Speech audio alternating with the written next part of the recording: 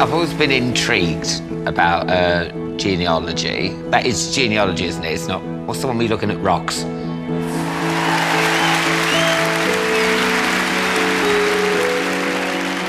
Alan Carr has become one of Britain's most popular entertainers. Do you do the same as me? When someone rings you up in the morning and wakes you up, why do you pretend you've been up for ages? His performances on stage, television and radio have made him a household name. I mean, I'm like 35 this year, and you start realising your place in life. I'm at that stage now where, oh, OK, this has happened, this is what people think of you. And then you start thinking about, you know, your legacy, your heritage, what you'll pass on, and then you start wondering what you've been given.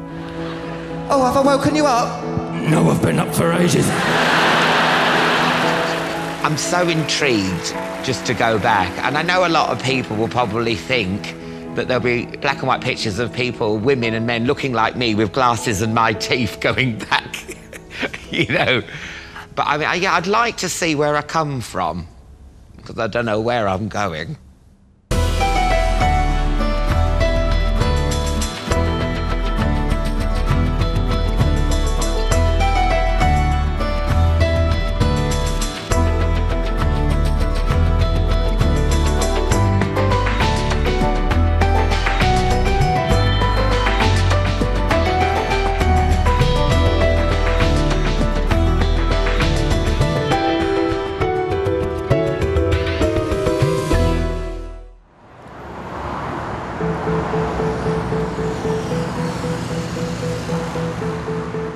Alan's travelling north, to Newcastle, to explore the family history on his father's side. I think some people through my stand-up comedy will know about my dad being the football manager. And my dad sort of become a bit of a comedy foil for me, being this northerner, this Geordie, this gruff-talking, you know, I like what I say and I say what I bloody well like, you know, like that. Oh, look, here's me with my dad there. The Carr family, where he comes from, people, very working class, everyone worked down the mines. But my dad wasn't a miner. He followed my granddad, who was a footballer, and so my dad became a footballer too. Well, it sort of dawned on me pretty quickly that it wasn't really for me. Yes, he was disappointed that I wasn't a footballer, but he wasn't starving, you know, he wasn't like beating me. I could just sense the disappointment. And when you're younger, things get magnified, and I look back and I mean, I just think he wanted me to be happy, really.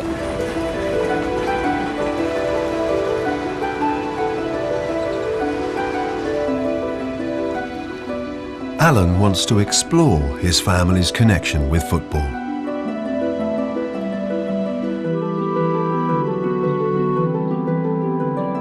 He's come to meet his father, Graham, at Newcastle United, where he works as the chief scout.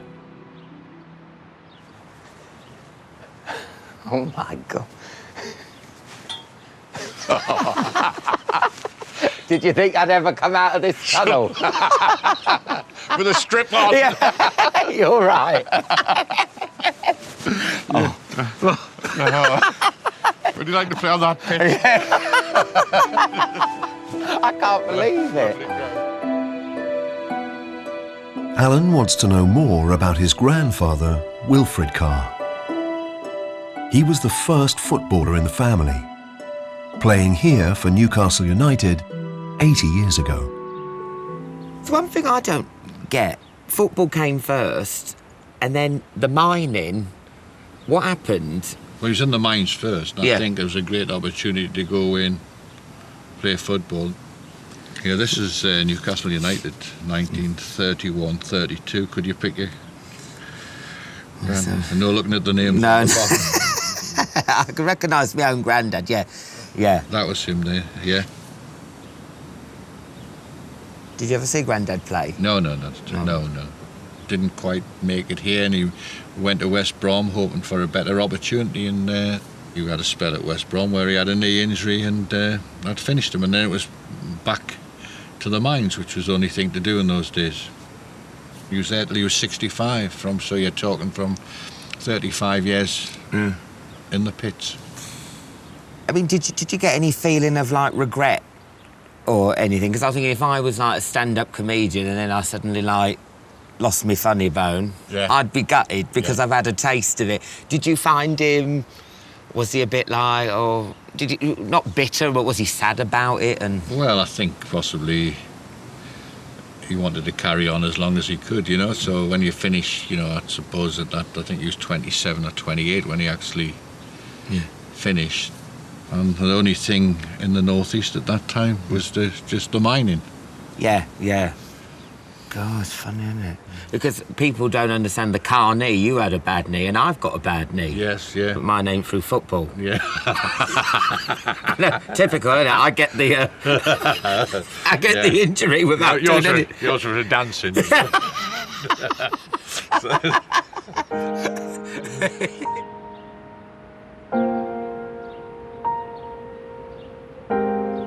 It's weird that it hasn't happened before, but me and my dad just taking time to talk about my granddad, Wilf. It's weird, and to think that he actually played there, it's like, it sort of gives me a warm feeling inside to think he was, you know, that he once played on there. I feel like I'm getting closer to him, and you got to understand, the granddad I knew was this man with a gammy leg and a stick. Oh, you talk like that. He was like that. Hello, Alan, like that. You can't even imagine that he could even, like, walk up those stairs, let alone run around here. So it just did dawn on me. I mean, you know, this man playing football, getting a knee injury, and how frustrating it must have been.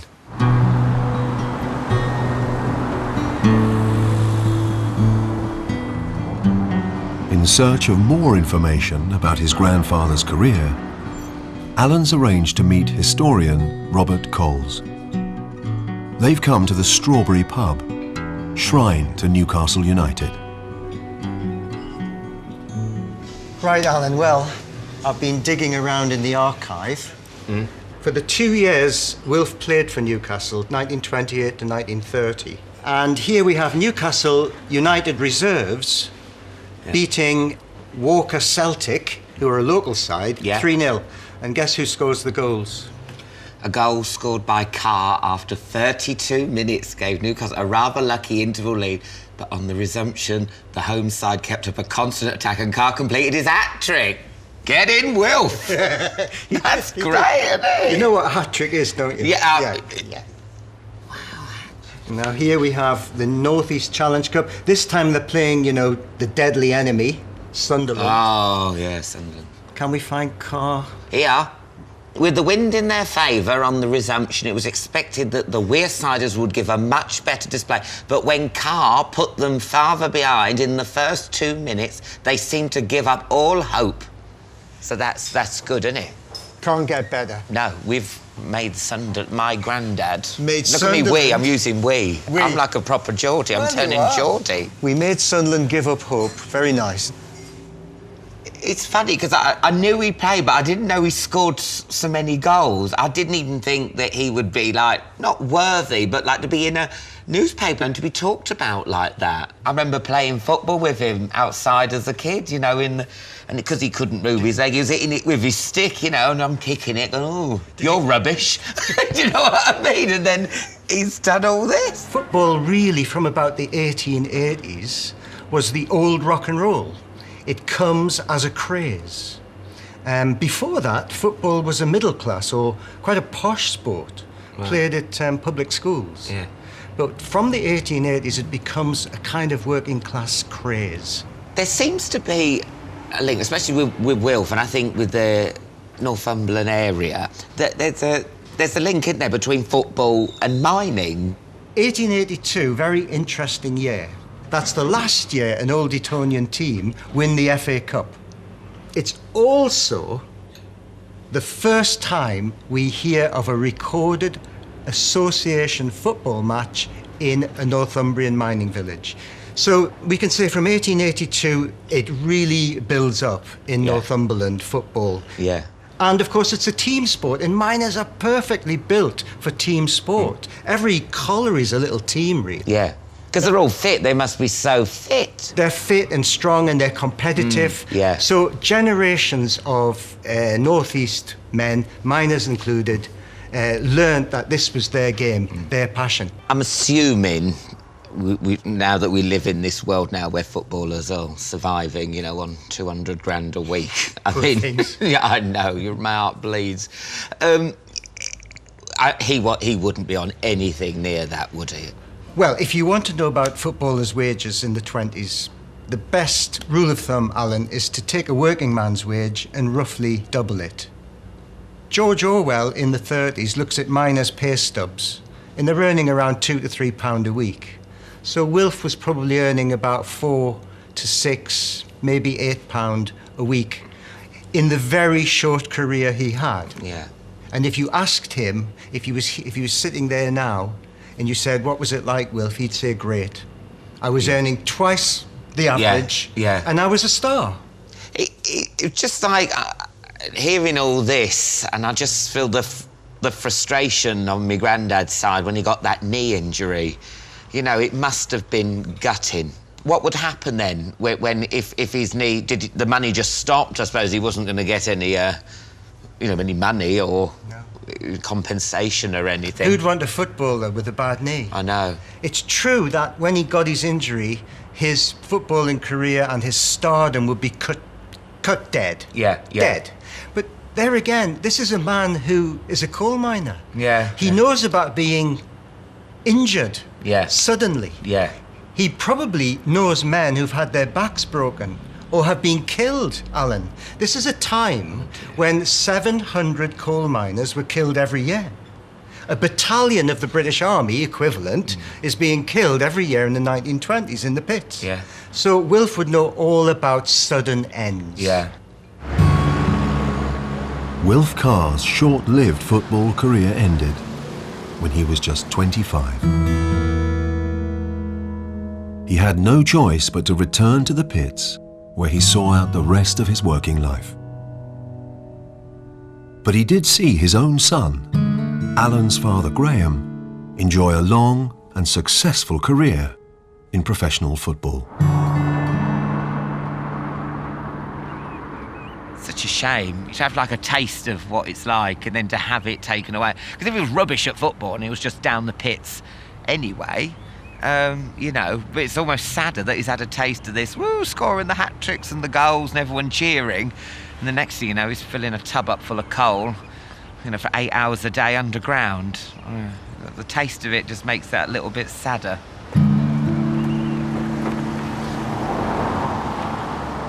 Before Alan's grandfather Wilf, the Carrs had worked in the same pit in Northumbria for generations. But the family history on Alan's maternal side is not so straightforward. I'm going to go and see me mum and do my mum's side of the family. But with my mum's, it is a genuine mystery. After my granddad Carter, which is her dad, my granddad, it stops. And I think there was talk in the family of a name change, and no one can ever clarify anything. I love a mystery, and I smell a rat with the Carter family in the best possible sense. Alan's come to his parents' house in Northampton, where he grew up, to talk to his mother. Hello? It's your son, Alan. Hello. Hello. Oh. Had a nice drive up? Yeah, it was good, yeah. Good. Hello. Nice to see you. Yeah, nice day for it, isn't it? It is, lovely, lovely. Right, I've done your family, now we've got to do you. Right. What's in store? I got nerves when I did Alan that. wants to know about his mother's family, the Carters, beginning with his grandfather Cyril Carter, who died when Alan was a child. Now this is him in the Navy. Wow. You're going to have to put this in a frame, aren't you? I mean, Yes, it's just a I great will, picture. I've never seen him in his prime. No. And that's the only photo I've got, isn't it? Of you and him? Me and him, yeah. Yeah. So what do you know about my granddad, your dad, Cyril's mum and dad? Do you know anything at all? Well, I've done a little bit of research. Yeah. And his mum's name was Maria Annie Wayman. And she'd been married before she met my granddad. In 1905, she married Thomas Lang. And she had a son called Tom Lang. But when she left Thomas Lang, I do not know. Whether she was divorced, don't know. What about the dad? About Cyril's dad? Well, I know his name was Henry Carter, but when my mum, first met the family, she said their name was Mercer. So there's a name change somewhere. Why would you change your name? I don't know. So is there any records of Henry marrying Maria? Not that I've found, no. So what happened to Thomas Lang, the first husband? Did he die? We don't know. OK, right. So Maria Annie Wayman, my great-grandma... Yes. Yeah. Marries Thomas Lang. And then for some reason, we don't know why, Maria meets Henry Carter / Mercer. Yes. And then they have my granddad, Cyril. Plus 12 others. Plus 12 others. Not forgetting Tom Lang, the half-brother that she had with Thomas Lang. Yeah. I think I need a drink. That's a lot of information. You know Cyril's siblings? Yes. Are any of them still alive? Not that I know of. Oh.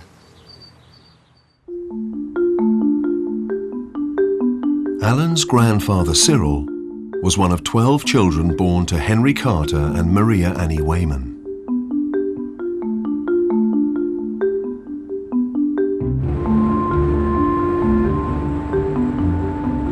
Although his mother has lost touch with the Carter family, Alan has discovered that his grandfather's youngest sibling is alive and well. Alan's tracked down his great-aunt Doreen, still living in Craford, Kent, where she was born and raised. She's invited Alan to a Carter family reunion.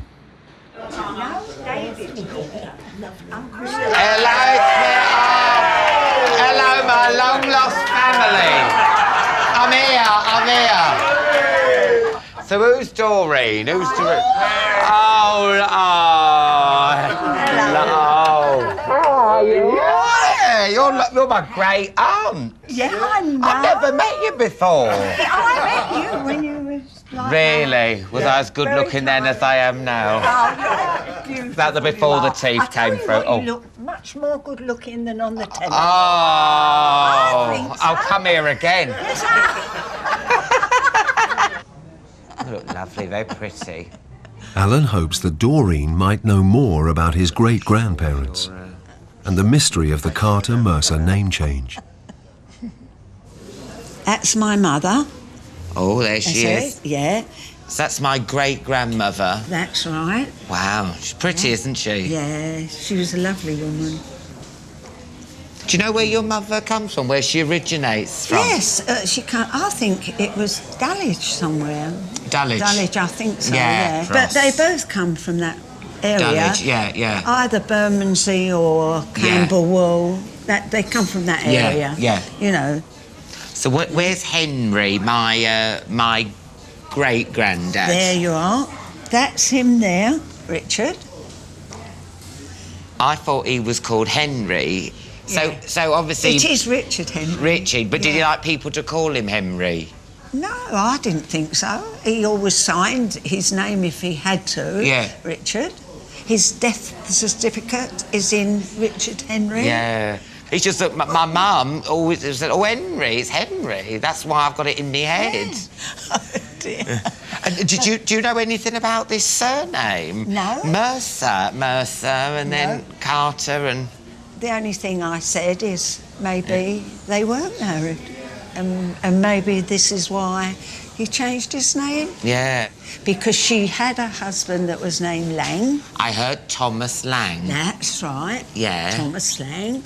And whether, if they weren't married, they come down to Craford together, it could have been to get away from Mr. Lang, couldn't it be? Oh, yes.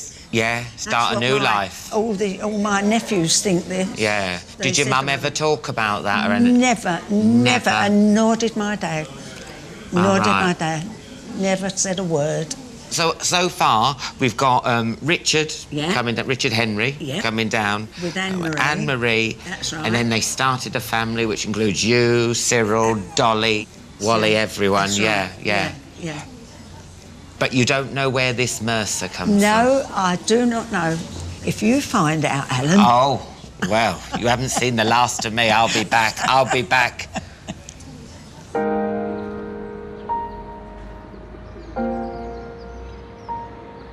Well, I've gone to find out about Henry Carter, and I found out through Doreen that he was called Richard to everyone. It was on his death certificate. Even Cyril, my granddad, called him Richard, so that's a bit weird. So I need to find out about that.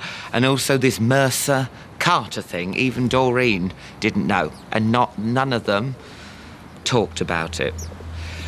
So I've gone looking for answers, and actually I found more questions. Alan's great-grandparents, Henry and Maria, were both born and raised in London. According to Doreen, they moved away to Craford, Kent, shortly after they got together.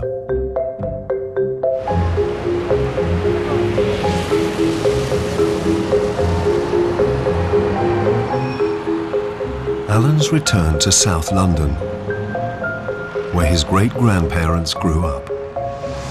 Hello. June. Hello, Alan. Right. Nice to meet you. Yes, I'm fine, thank you. Can you help? He's asked historian June Balshaw to find any official records that might help him piece together their lives here. So I've got a series of certificates here that I found. The first one is the birth certificate of Henry Carter. But where's the Richard come from? Richard. Because everyone calls him Richard Right. Henry, and I've looked there. Oh, that's it. It could be that was a name that he used later on, or it could be it was a middle name. They didn't always get recorded on the birth certificate. Oh, okay. But certainly when he was born, he was put down as Henry. Yeah. So now I'm going to show you a marriage certificate, and this is the marriage certificate of Thomas Lang and Maria Annie Wayman. Yeah. They marry in October 1905. Yeah. And then we can see what their ages are here. So 11 years difference. Is that quite a big... It's quite a big gap. Thomas is 30, Maria's 19. Now, the next certificate I have is July 1906. Almost 9 months to the day after they're married, Maria and Thomas have their first child. Yeah. And his name is... Thomas, after the dad. Yes. And then in April 1908, they have a second child. So where does Henry, my great granddad, stand in all this?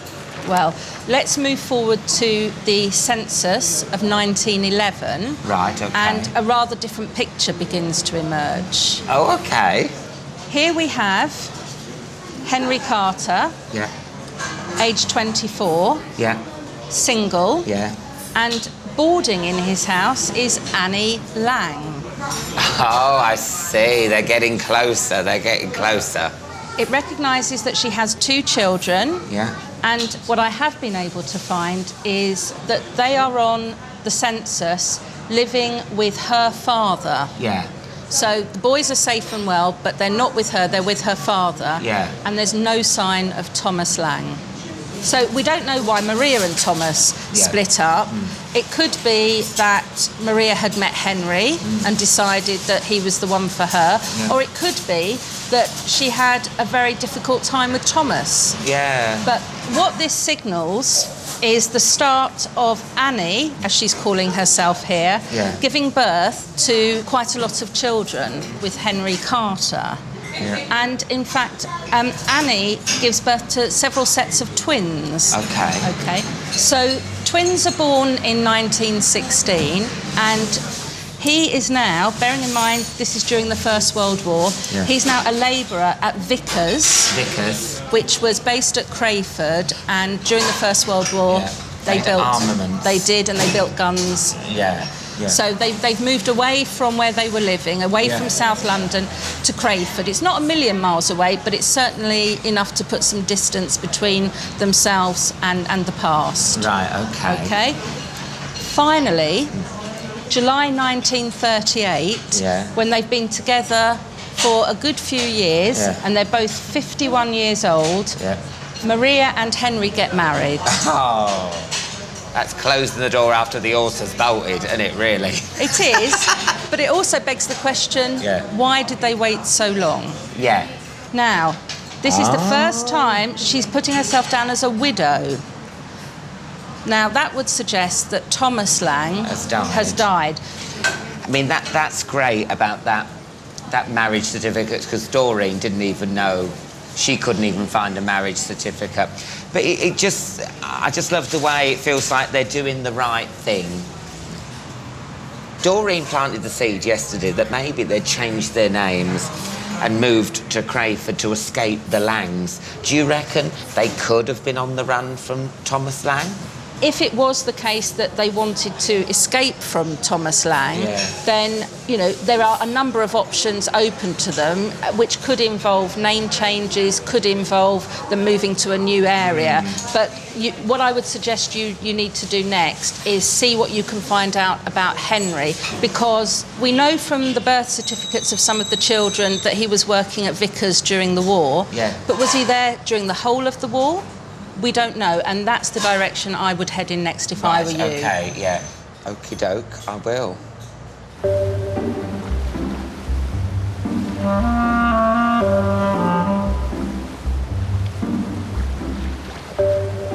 I mean, obviously, I can only speculate so much because there are big gaping holes in it, but maybe Thomas Lang was a bit of a drifter. She fell in love with Henry.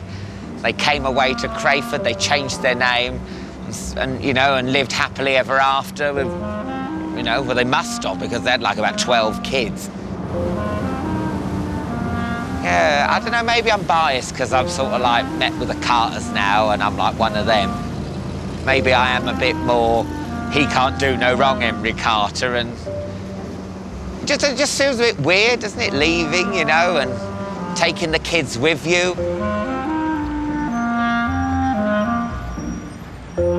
Although Alan knows that his great-grandfather was at home, working in Craford in 1916, he doesn't know what he was doing during the rest of the First World War.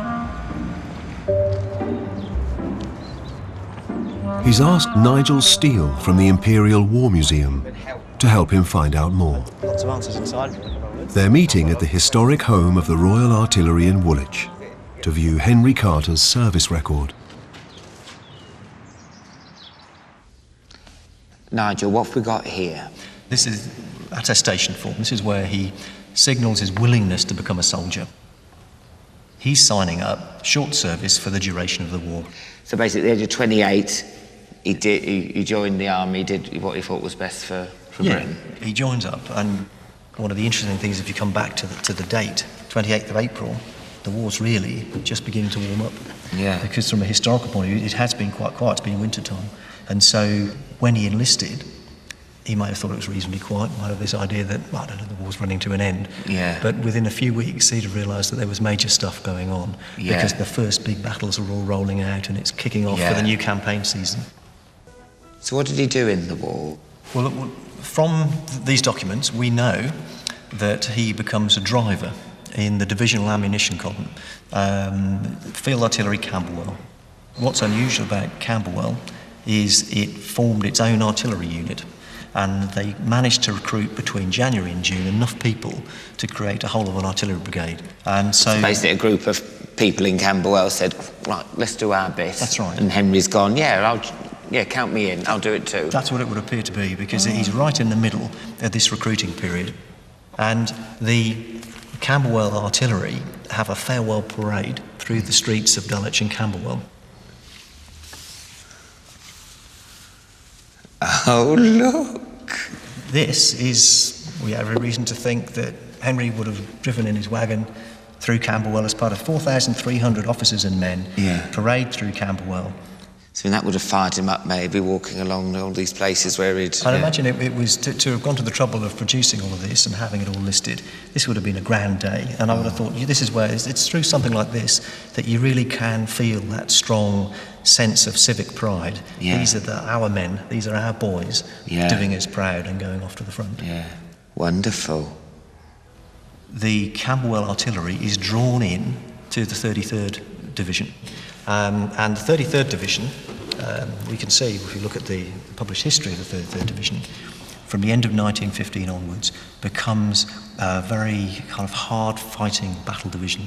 Yeah. It's involved in some of the key stages of the war, the bits that people will know about. Yeah. I'm not like you, I don't know about World War I, I'm not especially, but Battle of the Somme, even I know how grim and devastating that was. And then we go forward into the Battle of Ypres, Passchendaele, people would know about it. They go through that.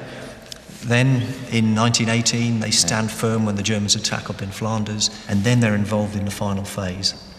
And the 33rd Division ends the war with a total casualties of over 37,000. That's killed, wounded, missing, everything, which is 37,000. Have you got any more information on him or this Henry? We do, actually. It's a very interesting file. What we've got here is a conduct sheet. Okay. And so the first thing happens at the beginning of June 1915. What happens is he goes absent without leave, only for a day in this one. So you can see from the 8th of June through to the 9th of June. And this happens to a lot of people, I think. He just overstays, gets drunk, oversleeps, whatever it would be. They don't treat it very badly. But then, 3rd of August, which is exactly the period where the artillery units from Camberwell are all going on nightly trains down to Salisbury Plain to get ready, start cranking up, get their proper guns, does it again. So he stays at home for another 24 hours. But what is interesting, on the 3rd of September, he obviously is back home. He's gone back to Whately Street on some leave, and it gets a little bit more serious because you can see after 4 days, he still hasn't turned back up again. He doesn't want to go, does he? He just want to come back again. I think he's beginning to think, this maybe isn't for me, And so on the 13th of September, he leaves again, and he doesn't come back. Oh, no. So they hold the court of inquiry a month later, and you can see that what it then effectively becomes, you come around to here, is he's deserted. So he's classified as a deserter on the 13th of September 1915. You can see in some of the rest of these papers here is where they're looking through, they're recording how much pay he's not going to get anymore, how much he'd earned, unable to find, he can't find his wife, they try his mother, they're looking through them here. Months later, it's quite true, this isn't a mistake, he's not overstayed his leave by this stage. So, what does that say? Can I just see that? As the last address held of his wife is that 58 Whately Road. So am I right in thinking they've turned up there and the wife's not there? Anna Marie Wayman is gone. Everybody's gone. Only his mother is still at home, and she doesn't know where they've gone. You see, because I'm torn now, because, you know, when you say deserter, I was a bit embarrassed and that, but then when you told me that statistic of the 33rd Division, you might think, oh, you coward, you let down your country, but then you can see, do you know what? You were, and you're not stupid. He was clever enough to figure out that if he was going to do it, he needs to do it now, whilst they're still in home, when he can sort it out. Because if he'd waited 6 months and he'd got to France, there's no way he could have done this.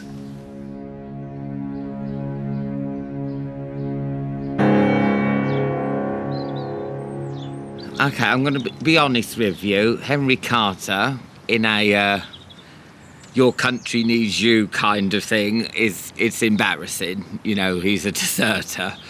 But I can't help thinking of him in a human sense, you know. He's got the wife at home, you know, he's got those 2 kids. You know, and in a way it was cowardly, but in a way it was brave.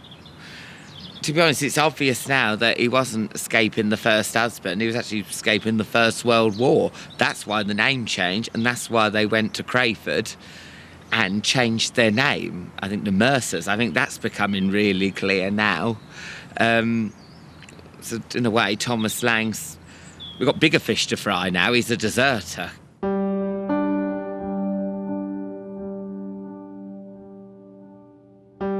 Hello, Mum, it's me, Alan. Oh, God, well, I've spoken to this artillery expert. He's told me so much about Henry Carter, you won't believe. Henry's desertion is a family secret that has remained hidden for generations. He just disappears. Well, that's it, he's gone. He's just gone. He's deserted. And they go round to Anna Marie Wayman with the kids to the address they've gone to. They've all gone. And I mean, the man was saying about, oh, the 33rd Battalion, they fought in the Somme, they fought in the Battle of Arras, and I'm like, oh my God, and he said about like 30,000 people died. And I'm like, oh my God, so he's a survivor. And then I said to him, no wonder he survived the Somme, he weren't even there. I know. But do you know what, Mum? I said if he had gone, he would have been dead and we wouldn't be here. Over half of the 5 million British men who joined up during World War I were wounded or killed in action. The choice to desert may have saved Henry's life, but it also made him a wanted man.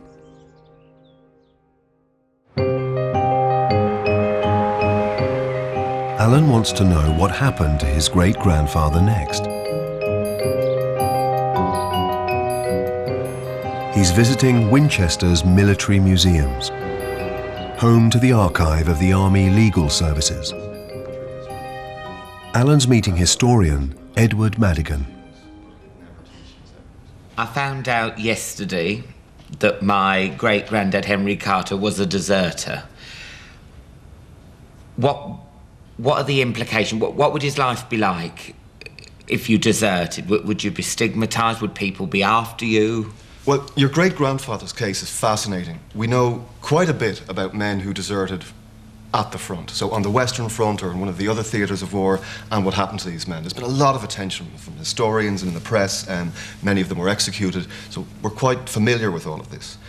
Domestic desertion, which was the case of your great-grandfather, we know a lot less about that. So he went missing on September 13th, 1915. The very next day, his name appears in the Police Gazette. H. Carter. Yeah. That's your great-grandfather there. This would have been circulated to police constables to give lists of men who were on the run. He appears again in the Police Gazette a few weeks later. See him here, again on the second page. Henry Carter. Yeah. And for men who went on the run, life was tough. I mean, every police constable, every military policeman in the land was constantly on the lookout for deserters. Yeah. So any men acting suspiciously were liable to be... And I'm assuming, just by fact being a man, people are like, why aren't you fighting the war? Was that the case? That's a really good point, and especially after conscription was introduced. Because at that stage, from early 1916 onwards, theoretically every young man in the country, and Henry was only 28, had to be either fighting in uniform or doing some sort of specific war work. By May 1916, although some skilled workers were exempt, conscription had been introduced for all able-bodied men between the ages of 18 and 41, making life increasingly difficult for deserters like Henry Carter. What kind of punishment would be dished out to him if he got caught? Well, desertion was an extremely serious offence during the First World War, and military justice, even by the standards of the time, was very harsh and unforgiving. The maximum penalty for desertion in wartime was death, and you can see it's very clear here in this book of regulations. Deserting the service, maximum punishment, death. Crucially, however, he didn't desert at the front. Not an active service. He was at home, so he was a domestic deserter. And the situation there was quite different. In this case, Henry, if he was caught, he would have gone before a district court-martial. Now, a district court-martial was empowered really only to sentence men to 2 years in prison with hard labour. So still quite serious, but not a capital offence. So not a question of life and death. 2 years hard labour. Tough, absolutely. Oh dear. Are you always, once a deserter, always a deserter? Was there ever an amnesty? Or would Henry Carter have that for all his life, looking over his shoulder? Well, in the couple of years after the war, 1919, 1920, deserters were still very actively pursued.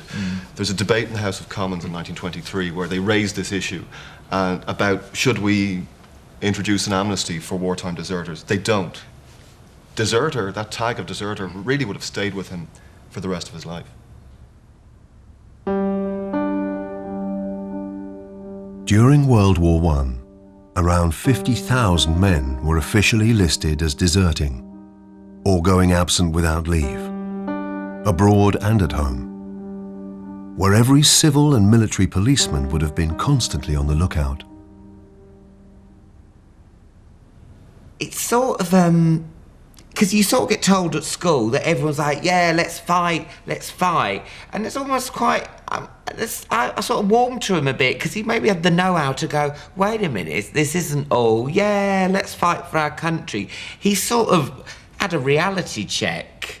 I mean, were people walking blindly into a war, or were people going, this isn't going to be over by Christmas, we're going to come back maimed, or... Is that true? Well, this is what makes these cases so fascinating. Yeah. Millions of men volunteered. Yeah.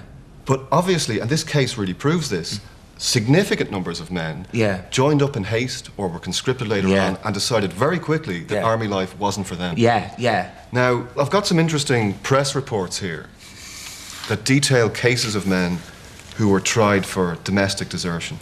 And there's some really fascinating detail in this. Confession of an alleged deserter. The truth is, I'm not entitled to the Victoria Cross. The one I've been wearing, I bought out of a curiosity shop for 30 shilling about a fortnight ago. I have never been in France, and the statement made by me to the effect that I was presented with the Victoria Cross by King George in France is untrue. He's basically a pathological liar. Yeah, he's a villain, all right. Another interesting case. Oh, dear. Deserter disguised as a woman. Is this for real? I'm afraid so, yeah. The police sergeant, touching one of the woman's curls, found that it came away in his hand. The woman thereupon confessed to being a man and to attempt to desert. He said his wife had cut off some of her hair so that he could wear it. I know my great-granddad deserted, but he never resorted to dressing up as a woman. Well, at least you have that. Okay. At least I've got that. But you know, I was laughing about this deserter disguised as a woman. I know it's quite comical now. But how desperate. And like with the woman helping, you know, his wife helping him, the wife doesn't want him to go to war. She wants him there. There's a story in the Carter family that Henry changed his name. Would that be something a deserter would do? Was it easy to do? Would that make sense? Yeah, I mean, this was a really common tactic. Changing your name as assuming an alias was something deserters did. And criminals generally did all the time. Establishing a new life for yourself was much easier in 1915 and 16 than it would be today. Yeah. The average citizen didn't really leave much of a paper trail that you could trace him by. So I think if Henry managed to change his name, to get outside London and establish a new life for himself, once he'd done that, if he kept a low profile, his chances of remaining at large and not being caught were reasonably good. Okay.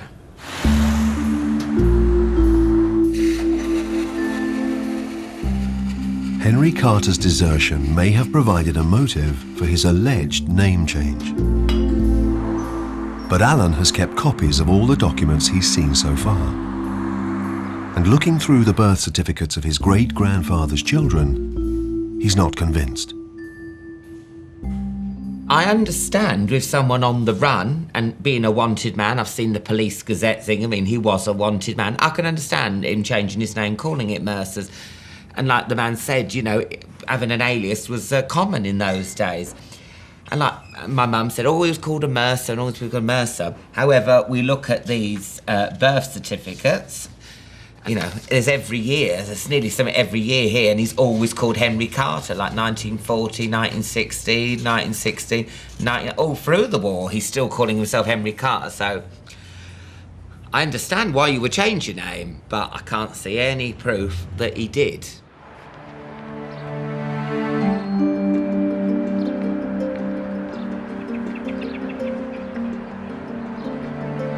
Alan knows that by 1916, his great-grandparents were living in Craford, in Kent.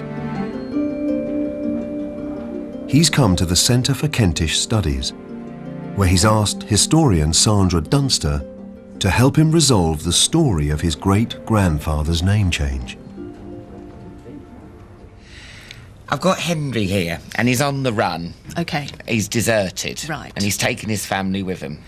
And there is talk in the Carter family of a name change. He changed his name to Mercer. Right. And I've got all these documents here, and some of them are nearly every year, and he's always Henry Carter.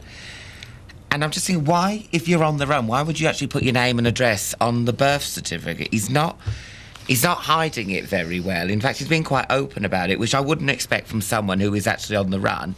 I think it's a question of looking at how the police might have gone to try and find somebody. Yeah. They're unlikely to have looked through every single birth certificate, death certificate, marriage certificate that was ever produced. But that sounds ridiculous. Why? Well, I think you just have to think about the number of certificates that are going to be produced, the number of children that are born in, the whole of South London, North Kent, that area. He could be anywhere in the country. They're much more likely to look at things like rent books, electoral registers, and so on. Yeah. Long before computerised records, the authorities' strategy for tracking down deserters focused on records relating to everyday life. Have you got anything at all? Do you know where he was living? Okay, I've got it here. Should be here somewhere. 1916, he arrives at Star Hill in Craford. OK. And he's working at Vickers as a labourer. In 1919, he's in 58 Barnes Cray Walk, Craford. OK. Well, in that case, what we could do is have a look at the electoral register or the electoral rolls for that address. Yeah. And see who's living at that address at that time. That's a good idea, yeah. And see if we can do that. Now, I've marked the page here, and you can see here we have the parliamentary parish of Craford. Yeah. This is Craford Ward. So what number are we looking for? 58. OK, so let's see if we can find 58. Okay. How far does it go? 50... Turn the page... What? 58. Richard Mercer. Does that ring some bells? Now, what we can do now is have a look and see what happens by 1926, because that was the next certificate you've got with him living at that address. And here we have the same thing for, there we are, Barnes Cray Walk. Yeah. At the top here. What happens here? Well, 58 Barnes Cray Walk, you've got Richard Mercer and Annie Mercer. So she started calling herself Mercer. So she's telling a little fib. Well, quite a big fib.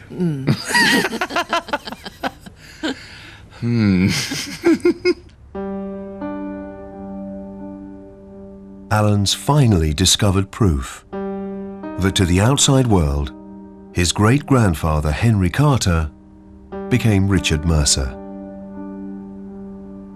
Just one question remains. Do you have any idea why they chose Craford, of all places? Well, yes. Basically, during the First World War, the factory there, the Vickers factory there, expands beyond belief, because what it does, it goes from making motor cars and a few small bits of munitions to making large-scale munitions work for the war effort. Okay, yeah. I mean, and the growth there is phenomenal. I mean, before the war, it's employing around 300 people. By the end of the First World War, they're employing 14,500 people. And if you want to go somewhere where you don't really want to be found too much, going somewhere where there's a massive workforce like this is actually quite a good idea. Now, actually, I think he will be in this picture somewhere, because this is a photograph of the whole workforce on Armistice Day. So if you think you could recognise him in all of this... Well, he's probably the only one who's ducking his head down so no one knows him. He's he's a probably deserter. over there at the back, isn't he? Yeah. The Vickers factory in Craford employed thousands of men, manufacturing machine guns and aircraft. Although no employment records survive, all of its male workforce would have been exempt from fighting, either because they were skilled workers, too old, or on medical grounds. Henry wasn't a skilled worker, but if he'd lied about his age, or more likely his health, then that, along with changing his name, could have kept him safe. A new identity, a new life, and a new start. Yeah, go to Craford, change your name, and you become much more difficult to find. And it's right, it's taken me this far to find out. So, you know, he's... I think he did a really good job. Yeah. Oh, no, I mean, he disappeared very well. Yeah. Yeah.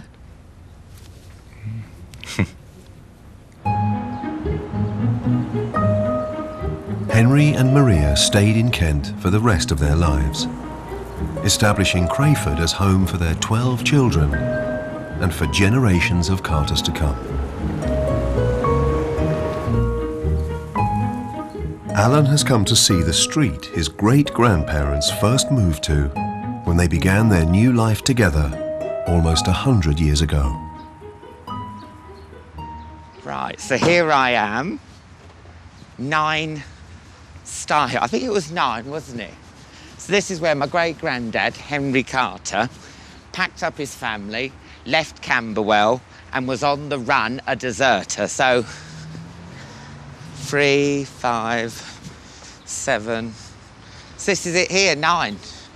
So this is where he would have come to start a new life with his family. Escaping from Camberwell, man on the run, wanted man, coming here. It's amazing, isn't it? But you know what's really weird? Come with me, I'll show you.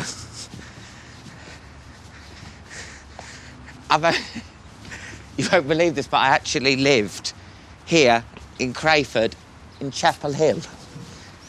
That was the backyard there.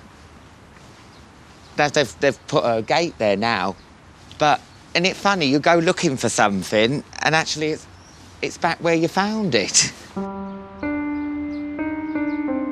Alan's great-grandfather was never captured for desertion, and his family never knew his wartime secret. Henry lived to see all 8 of his sons, including Alan's grandfather Cyril, fight in the Second World War.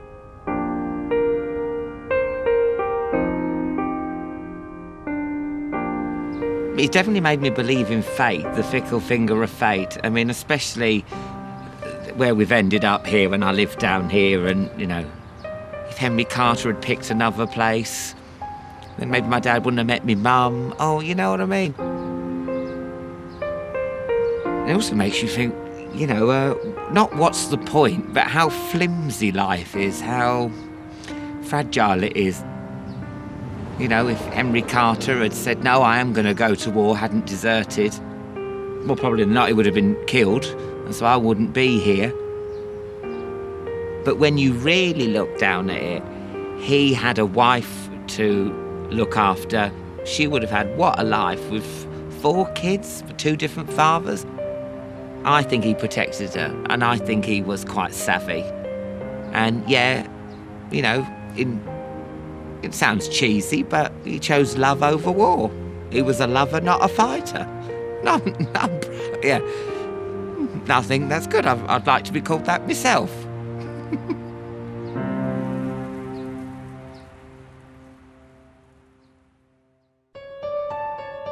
My mother was quite a toff. She did try to tell me how we were related to William the Conqueror, but I just found it too uncomfortable. I didn't want people to think that I was posh.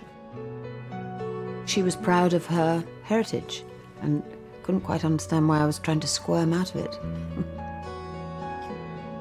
I just wanted to go and be an actress and not be judged. Actress Celia Imrie has starred in more than 150 stage, film and television productions, including Acorn Antiques. During her 40-year career, she's appeared in everything from Star Wars to Calendar Girls. Good evening, ladies and gentlemen. You have 30 minutes, please. Thank you. I adored my mother. I loved her especially for breaking all the rules, because there were immensely strict rules for the way she was brought up. I remember my mother talking about people who've got gumption. She really did. She had a great spark. So I'm quite intrigued about the female line. I can't believe that there isn't something courageous rather than people just having cups of tea all over the place. I would be shocked but intrigued if there were any criminals in the family. Please don't let me find a lot of boring relatives. That would be awful.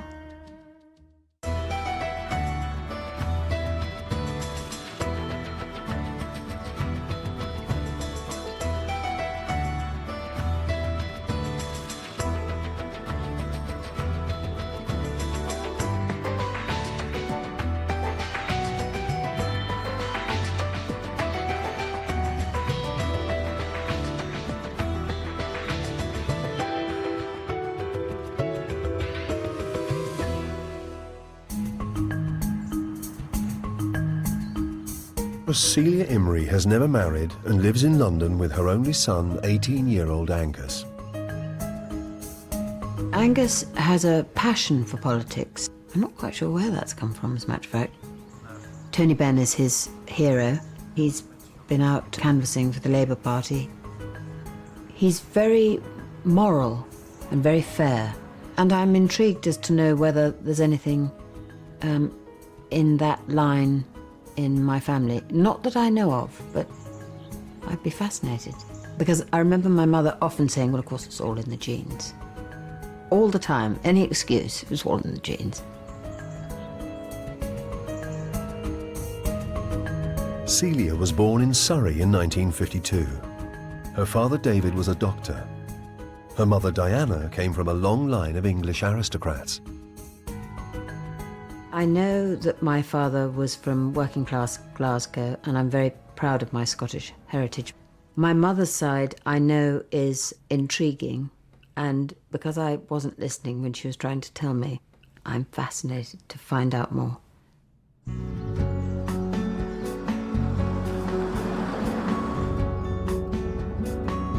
I'm on my way to see Patricia, my cousin, who is an absolute hoot. It's a very good way to start the journey, and I think she's got lots of family secrets and photographs and knew my grandparents much better than I did.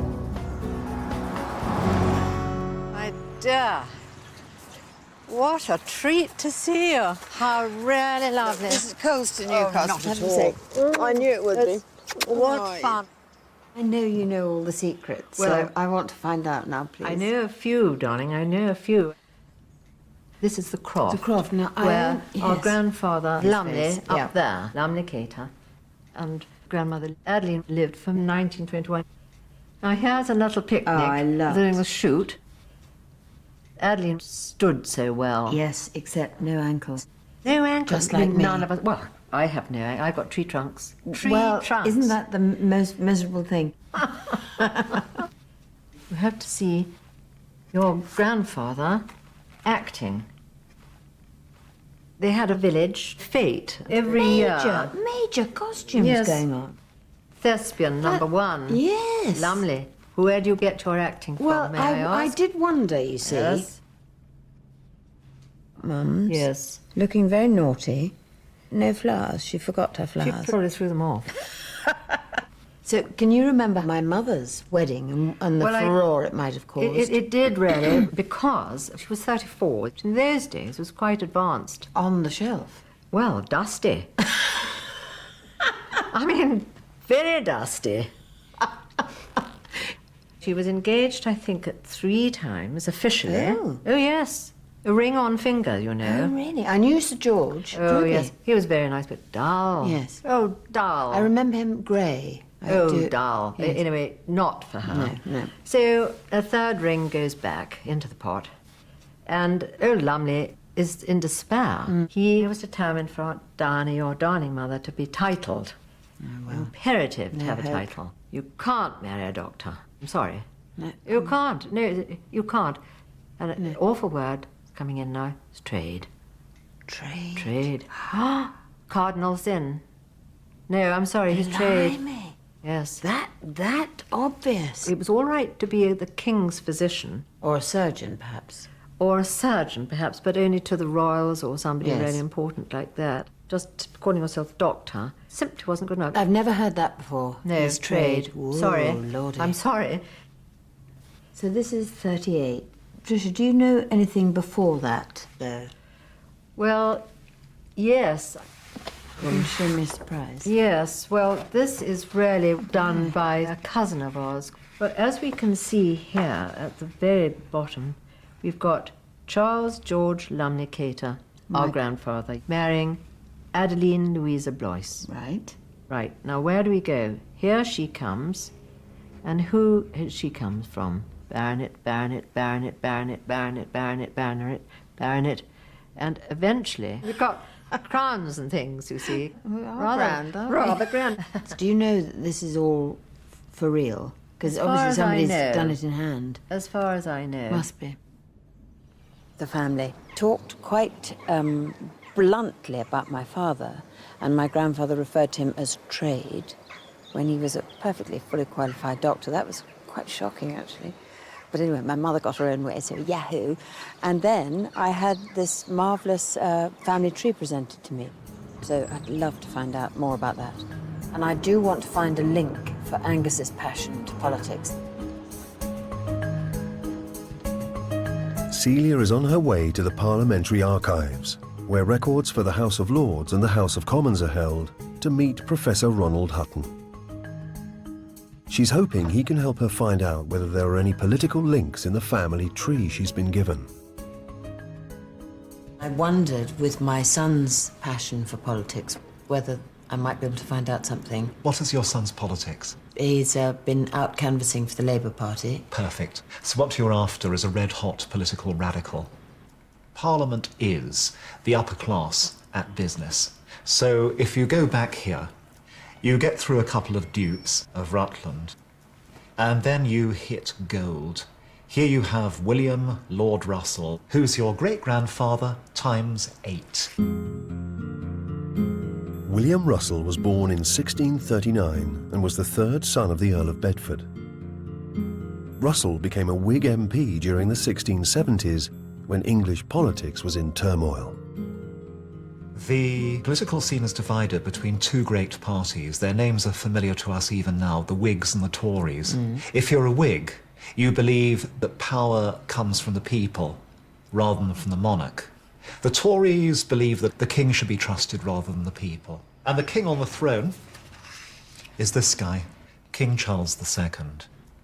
He's personally responsible for a lot of the tension in your ancestor's lifetime, because nobody in the end trusts him. He loves being devious. He loves making people ill at ease. Oh dear. That's how he feels powerful. As king, Charles II had the power to rule as he saw fit. But as a member of the Whig Party, Russell believed the king's power should be limited by law and parliament. William stands for the ultimate power of the people to decide their own fate. And that's the underlying principle of democracy and popular politics in any age. And it's the way in which we're going to go. So in that sense, he's a more modern man than some of the others around at the time. In the 1670s, England was still suffering from the bitter divisions that had caused the Civil War 20 years earlier. A battle between royalists and parliamentarians, it had resulted in the execution of Charles I, and in England becoming a republic for a decade. Charles II had been restored to the throne in 1660, but after the violence of the Civil War, he never trusted his people, and they never trusted him. There's also something else going on, and it concerns the taint of Roman Catholicism. Roman Catholicism is not just the wrong religion to people like your ancestor, it's the wrong politics, and there is no Catholic democracy on earth in your ancestor's lifetime. Every Catholic state is encouraged to be a despotism ruled by its king or its duke, whoever is the hereditary ruler. And the only democracy left in the world is in the Protestant states. Charles II was a Protestant, but he had no legitimate children, and so the next in line to the throne was his brother James, who had converted to Catholicism. By the end of the 1670s, trust in Charles and his brother has eroded to the point at which the Whig Party, of which your ancestor is one of the leaders, has decided to get an Act of Parliament to stop the king's brother inheriting the throne. This has never been tried before. You're going to plunge into crisis straightway. It's one of the biggest political crises of our political history. You can actually read, in the words of your own ancestor, whose blood flows in your veins, what drove him. You want to go for it? Yeah, go for it. We must resolve, when we have a prince of the Popist religion, to be Papists or burn. What he sincerely believes is any Catholic king is going to force you to be Catholic as well, or burn you alive at the stake. Religion causes filthy behaviour. Especially in this period. I have been long of opinion that nothing but excluding the Duke, etc., can secure us. I should be glad if anything else but this bill would secure us from popery, etc., but I know of nothing else that will, therefore I move for it. God, it means business, doesn't he? That is absolutely right. He tries to push this exclusion bill through 3 times, and what the king does each time is on this page, this is 1679.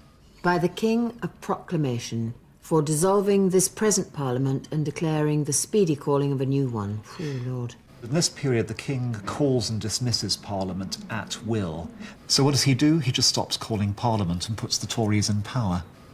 William is just literally shut up now, isn't he? Well, he can talk to the people, but that's pretty dangerous. If you stir up a mob, you can be taken into prison for treason. Let's look at the next document and see what actually does happen. Okay. It's the pamphlet. True account and declaration of the horrid conspiracy against the king. The informants say that being in the company of Richard Goodenough at the Sun Tavern behind the Royal Exchange on the 15th day of June, 1683, the said Lord Russell told the aforesaid Goodenough that he would be concerned in it to his uttermost, and that he would use all his interest to accomplish the aforesaid design of killing the king. Blimey. And the Duke of York. Yep. Can I just ask you, is this 2 people overhearing him in a pub saying, oh yes, I'd go and kill the king? That's exactly right. He absolutely did say it, and so they've reported it. We just don't know. These are a couple of wide boys who come forward in order to provide evidence to destroy your ancestor. This declaration, where would that appear? It's not a newspaper. No. This is a state paper, but it's been published in a pamphlet in order to convince the British public right across the island that this was a real conspiracy to kill the king and his brother. But he's going to get into real trouble for this, isn't he? He certainly is. He's got to stand trial now, and if you want to know what happens in the trial, you go to the state trials. William Lord Russell was supposed to have said, apparently, that he wanted to kill the king. Did he say it? This is a reported conversation that took place in a tavern, a bit like the news of the world nowadays. I wonder what happens next. Celia has come to the Honourable Society of Lincoln's Inn to search through the state trials for the 1680s. The trial of Lord Russell, July the 13th, 1683. She's meeting Professor Mark Knights. I've picked out some passages within the trial, immediately to a rather crucial bit, which is the indictment. The prisoner at the bar, God, prisoner, he's called. Yes, he'd been arrested. With other traitors named in the indictment within the city of London, met and conspire together to bring our sovereign lord, the king, to death, to raise war and rebellion against him, and to massacre his subjects. Help. The accusation is that Russell was present when some of those discussions about seizing the king were taking place. But all the evidence that's produced against him is indeed hearsay. I mean, here's quite a good example of that. You are sure my Lord Russell was there? And who's this, Lord Howard? Lord Howard is someone who was alleged to have been involved in the plotting, who turns King's evidence in order to save his own skin. So he's now giving evidence against Russell, his former friend and very close ally, in order to save himself, yes. So, are you sure my Lord Russell was there, says the Attorney General, Lord Howard. Yes, sir. I wish I could say he was not. What a liar. What did my lord say? Lord Howard. Everyone knows my Lord Russell is a person of great judgment and not very lavish in discourse.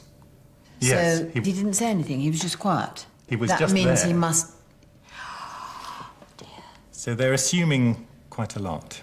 I find it amazing that there's a great big trial about a piece of hearsay, about, you know, a sort of overheard remarks. Although, of course, if you say, I want the king to be dead, you're in high treason, and I suppose the punishment is death. Is that right?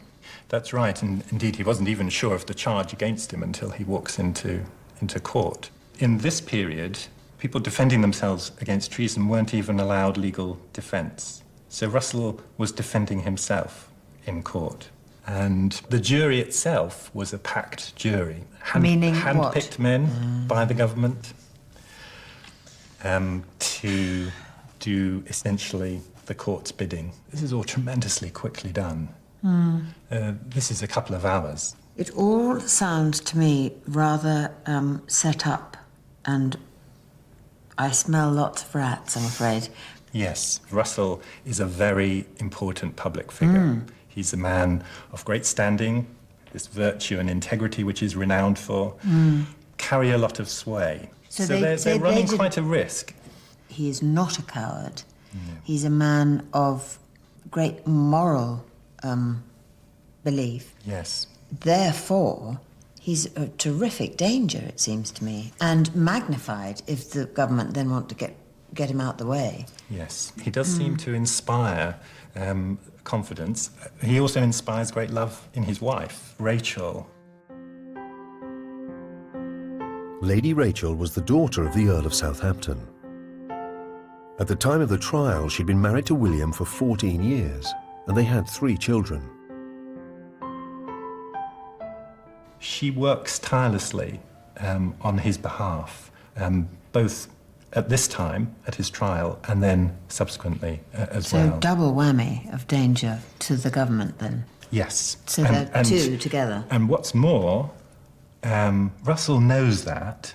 He knows that he's known for his love for his wife, and he asks whether she can take notes about the trial. So she sits right at the start of the trial. He says, is it okay for her to take notes? So she's there for everyone in the court to see how close they are together. Very good.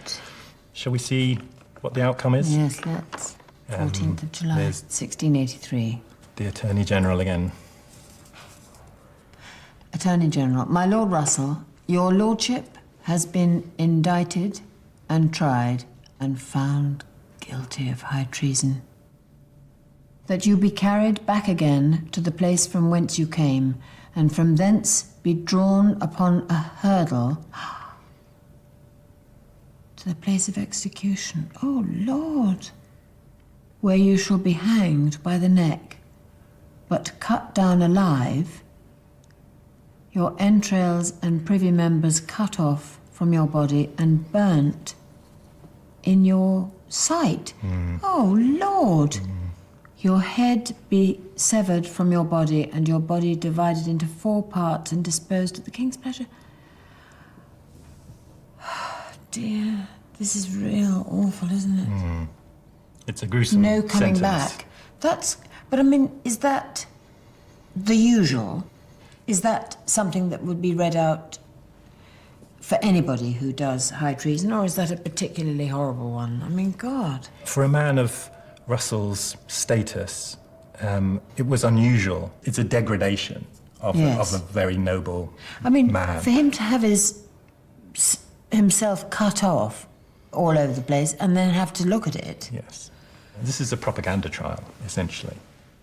The punishment is a signal that the government wants to give, that anybody plotting or planning to plot against the regime had better watch out, because this would be the result. And he's a very noticeable figure to do it to. Exactly. And a well-loved one. Yes. How better to make your point?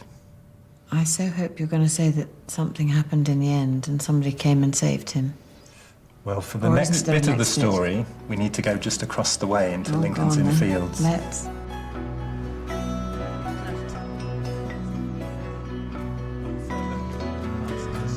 Seems so violent, this sentence, that I just can't believe that... Did he have anybody else appealing for him? His wife is very active, pulling strings. His father was a wealthy man, and his father raises money in an attempt to try and buy his son's freedom. That doesn't work. This plaque tells its own story. Oh, my goodness. Near this spot was beheaded William Lord Russell, a lover of constitutional liberty. So the sentence was commuted, as you can see, to a beheading rather than the hanging, drawing and quartering that we looked at in the trial, and this was the concession. What, that he could have his head chopped off instead of having it all shoved in his mouth? Dear. This is a printed pamphlet which sets out the events of that day, and it includes a speech that was made by Russell to the crowd that's assembled here. I was never fond of much speaking, much less now. In the words of a dying man, I profess I know of no plot, either against the king's life or the government. But I have now done with this world, and am going to a better. I forgive all the world heartily, and I thank God I die in charity with all men. It is awful. And I wish all sincere Protestants may love one another and not make way for popery by their animosities. I pray God forgive them and continue the Protestant religion amongst them, that it may flourish so long as the sun and moon endures. I am now more satisfied to die than ever I've been. I'm sorry. I never even knew him, but I just think it's so awful. Yes. If you want to know more about the rest of Russell's story and perhaps the legacy of this lover of constitutional Wouldn't liberty, he be happy, though, to have that under his name? I think he would be happy with that. To have that as the memory. But there's much more that you could find out about the legacy of Russell at the family seat, which is Woburn Abbey.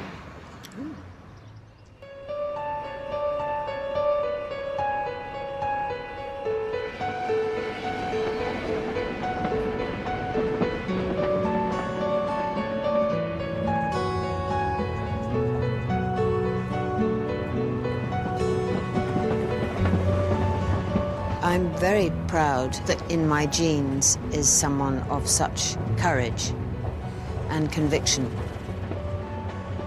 The speech that my 8 times great-grandfather made just before he died quite floored me that somebody should have such courage at that moment. And also the plaque that was written underneath his name, William Lord Russell, lover of constitutional liberty. Somebody wrote that. Somebody thought that that's how he would be remembered forever. And I just want to find out what happened after he died. I hope he didn't die for nothing.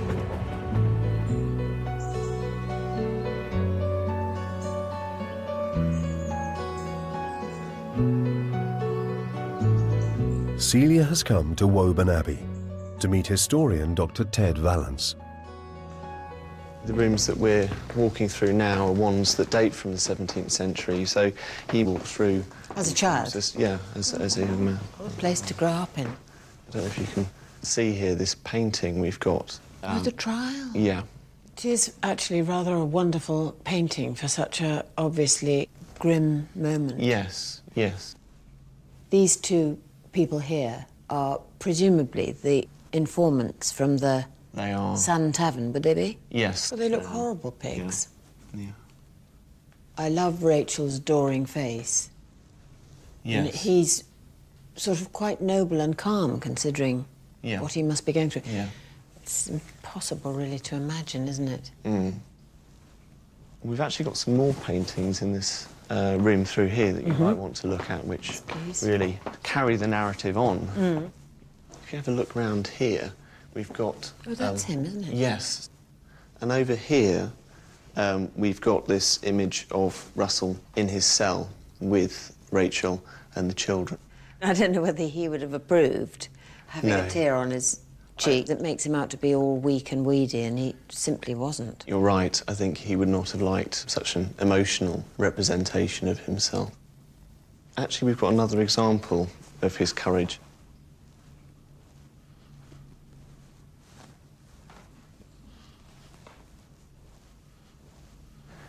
So, I have a letter here, actually in William Russell's hand, that he delivered to the sheriff before his execution. And he's producing this to really try and clear his own name, to establish his kind of legacy.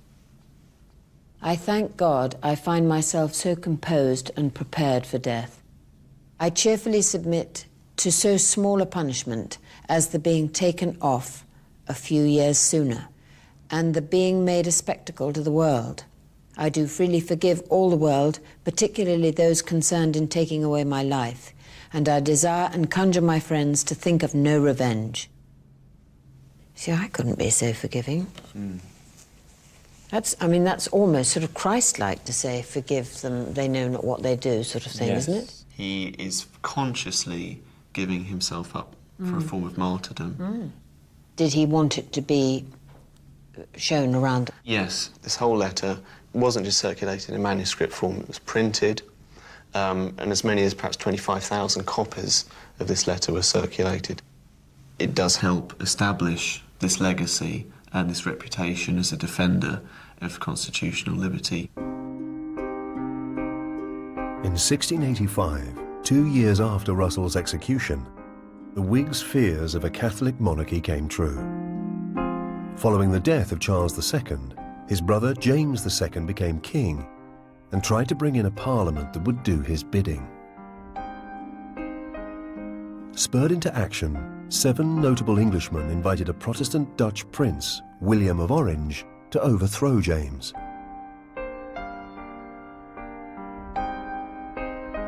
In November 1688, William marched on London, driving James into exile.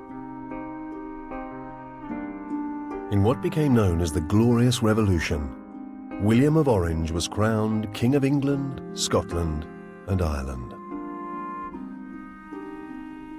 Constitutional liberty is at the heart of the Glorious Revolution. One of the first things that William does on coming to the throne is pass the Bill of Rights, which guarantees certain rights and freedoms to the English people. As part of the Bill of Rights, King William outlawed absolute monarchy and banned Catholics from the throne, a law that stands to this day. He also paid tribute to William Russell. Now, this is a very important document. You can touch it, but we can't unroll it. Right. So this is a pardon quashing William Russell's conviction for treason. And you can see attached to it, this is actually the King's seal, the seal of William of Orange as well. Can I touch it? Yeah, you can touch it. I have got a copy here of what it looks like when unrolled. all records and proceedings related to the said attainder be wholly cancelled and taken off the file, or otherwise defaced and obliterated to the intent the same may not be visible in after ages. How final. He was even smarter than I thought, because once his fate was sealed, he must have been able to see he could have a more lasting effect than if he hadn't died. Yes, absolutely. The Glorious Revolution is a real turning point in English history. It's the moment where, you know, we move from the possibility of absolute monarchy to constitutional monarchy with certain rights and freedoms defended in law. And what this pardon does is acknowledge William Russell's part in that his sacrifice is part of the story leading up to that turning point, this turning point that really establishes a lot of the constitutional freedoms that we enjoy today. My 8 times great-grandfather has moved things on. That's really something I wished for when I realised I had these rather well-to-do ancestors, that they, please God, they did something with their life and didn't just sit around, and boy, he did. Well, resisting authority is a Russell family trait, and in fact, William Russell seems to have inherited this trait from his grandmother, Frances Howard, who I think you should also take a look at as a very interesting character.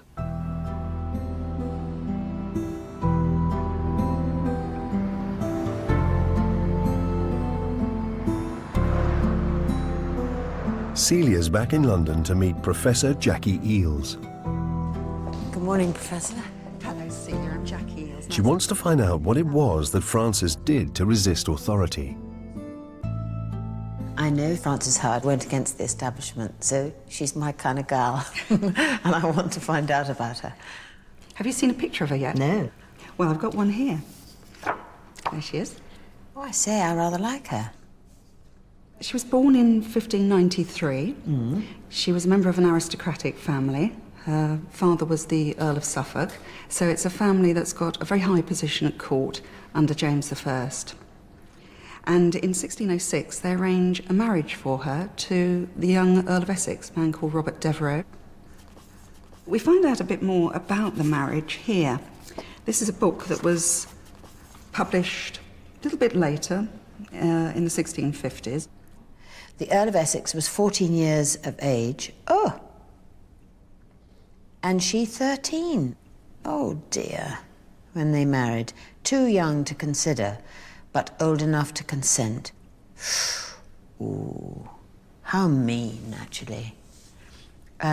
Yet, by the advice of friends, separated after marriage.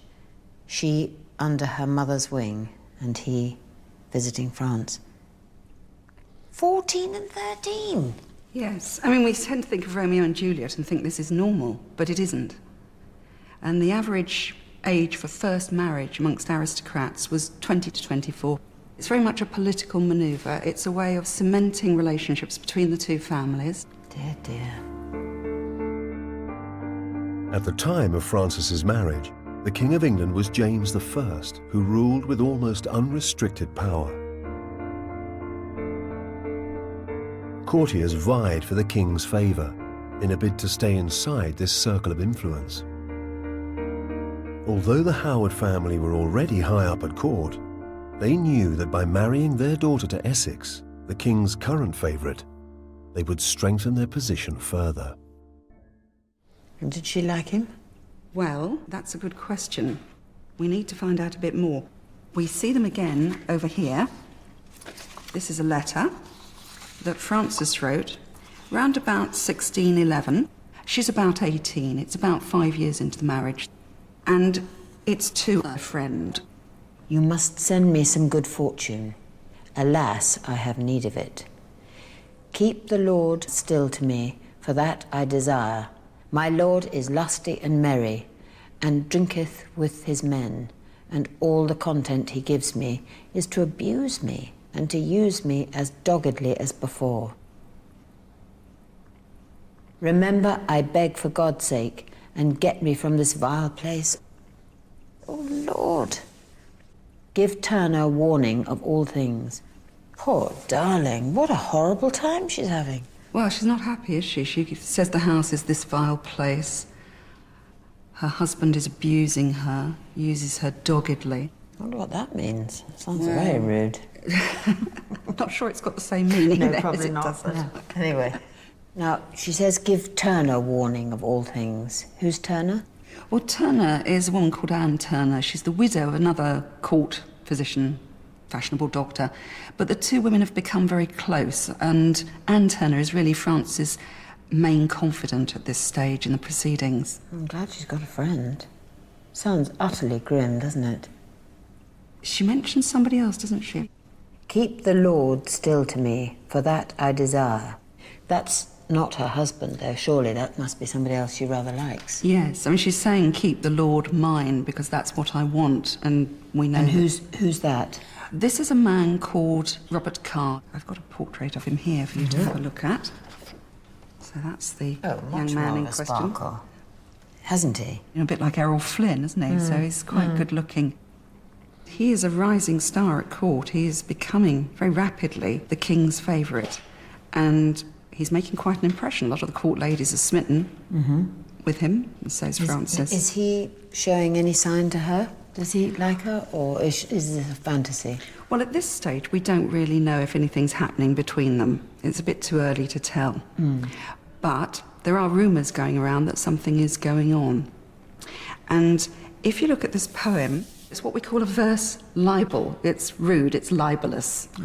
It might have been pinned up in public so people could read it out aloud to the illiterate who couldn't read.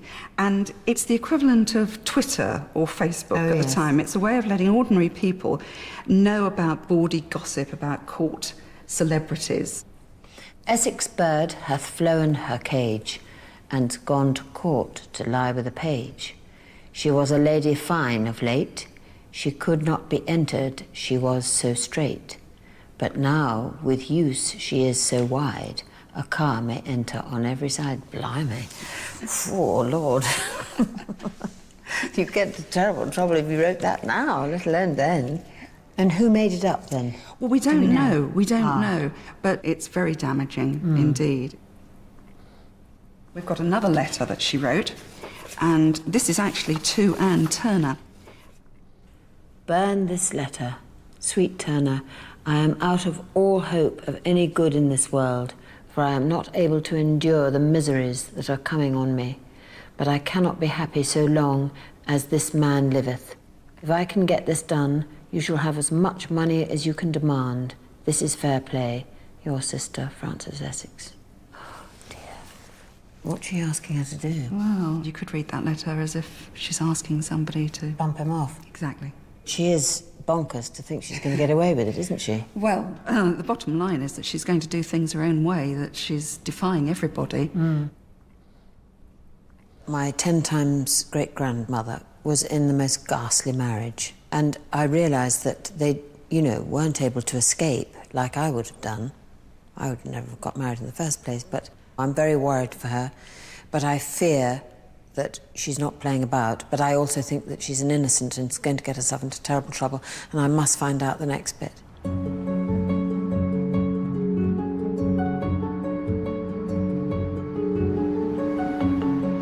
Celia's on her way to find out whether Frances did try to murder her husband in a bid to escape from her unhappy marriage.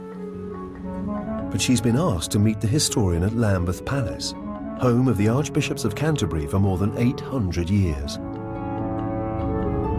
It is most intriguing because I thought Lady Frances Howard was trying to bump off her husband that she was married to and trapped.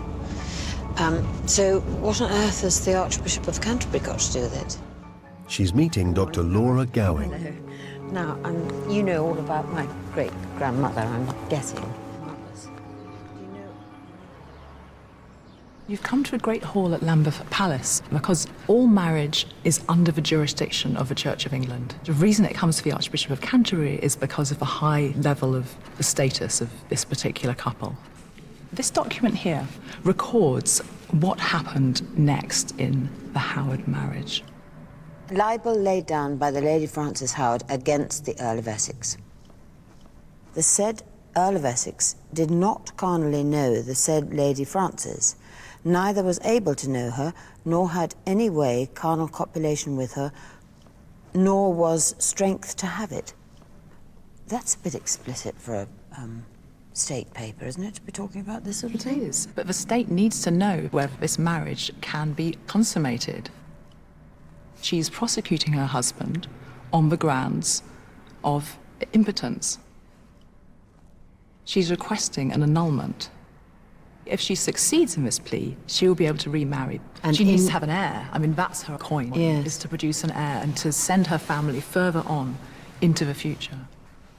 This isn't at all what I expected was going to happen. But I better get to the end. The said Earl of Essex had and hath power and ability to have carnal copulation with other women. Is he saying this? I can't...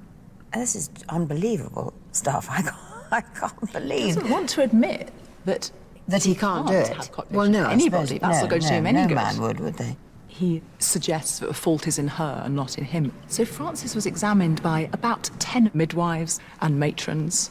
She's trying to prove both that she's a virgin and that she is capable of intercourse. And how you get a team of matrons and midwives to prove that is very tricky. They decided eventually that she was a virgin and that she was capable. How degrading and awful for her, especially to have so many of the matter. But surely, to be fair, he should have to go through something of the sort. Don't tell me he got off scot-free. He doesn't have to formally, but the Archbishop of Canterbury lets it be known that a friend of his said to him that the Earl of Essex had come into his room and showed a group of his friends the sufficiency of his matter. Oh, they'd all said please. the ladies of the court would trample Frances Howard if they knew the truth of it. So clearly, that's all he has to do. Just go into somebody else's room and just say, here we are, boys. How awful. That's terrible. What Frances is essentially doing here is setting herself, her plea, up against the whole institution of marriage. It is going to mobilise a lot of forces against her. One of her harshest critics was a man named Thomas Overbury. Sir Thomas Overbury was a courtier in the court of King James I. A close friend of Robert Carr's, he'd worked hard to engineer the charming young Scots rise from obscurity to the king's new favourite. In doing so, Overbury secured himself a position of influence at court. But when he discovered that Carr intended to marry Frances Howard, Overbury realised his position was in jeopardy. Overbury does not like the idea because it is going to shove him out in terms of court interests, because then Carr is no longer going to be under Overbury's control. He's going to shift into the sphere of the Howards. And we can see the interests of the king as well also moving in that direction towards the Howards. So this is Overbury is ending up increasingly, scarily marginalised.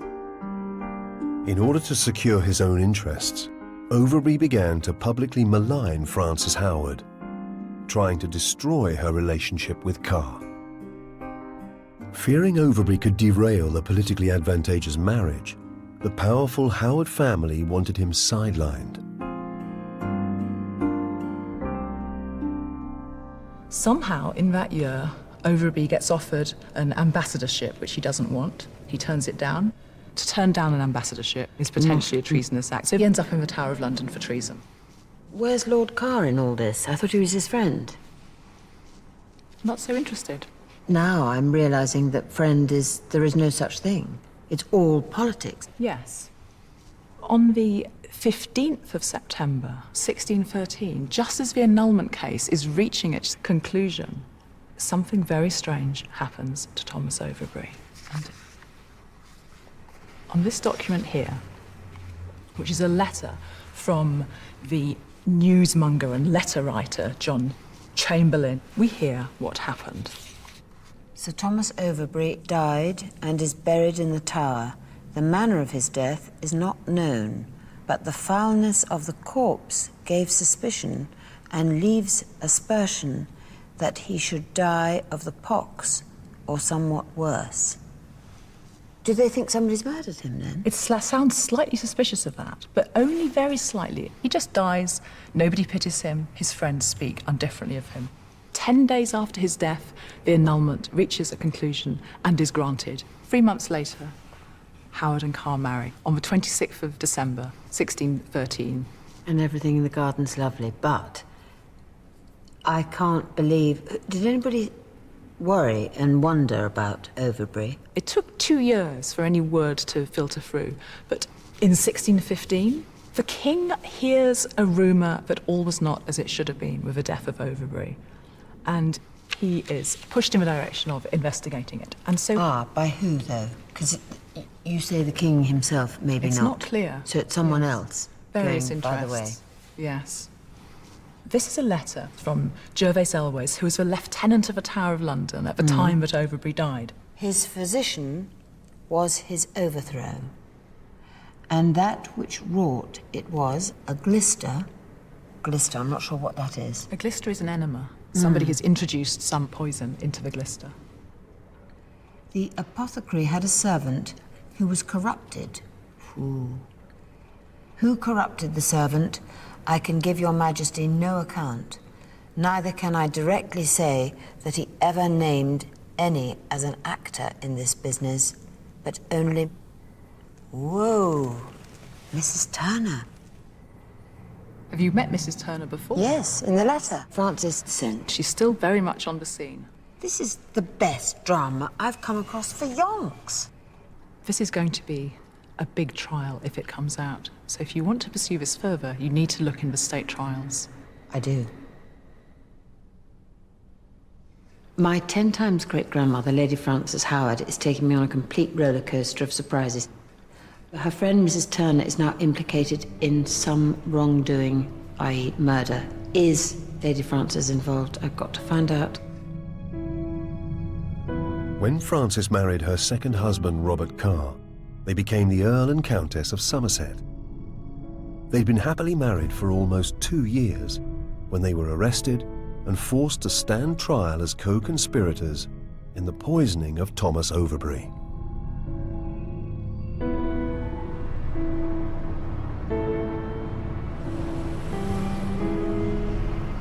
Celia has come to meet Professor David Lindley to see how the case unfolded. Hello, David. You're going to show me the next bit. I think that's the general idea. So you go in here. Thank you. I'd love to know who suddenly starts the investigation 2 years later. Well, we're not exactly sure, but it seems to have been Ralph Winwood, who was the Secretary of State and an enemy of Robert Carr's. Well, it's a marvellous weapon, isn't it? Mm-hmm. If he wants to bring them down, obviously. Yes, and it was a propitious time to do so. Robert Carr was on the way down in the King's favour, or so it seemed. So propitious time, perhaps, for Ralph Winwood to get his revenge on his political enemies.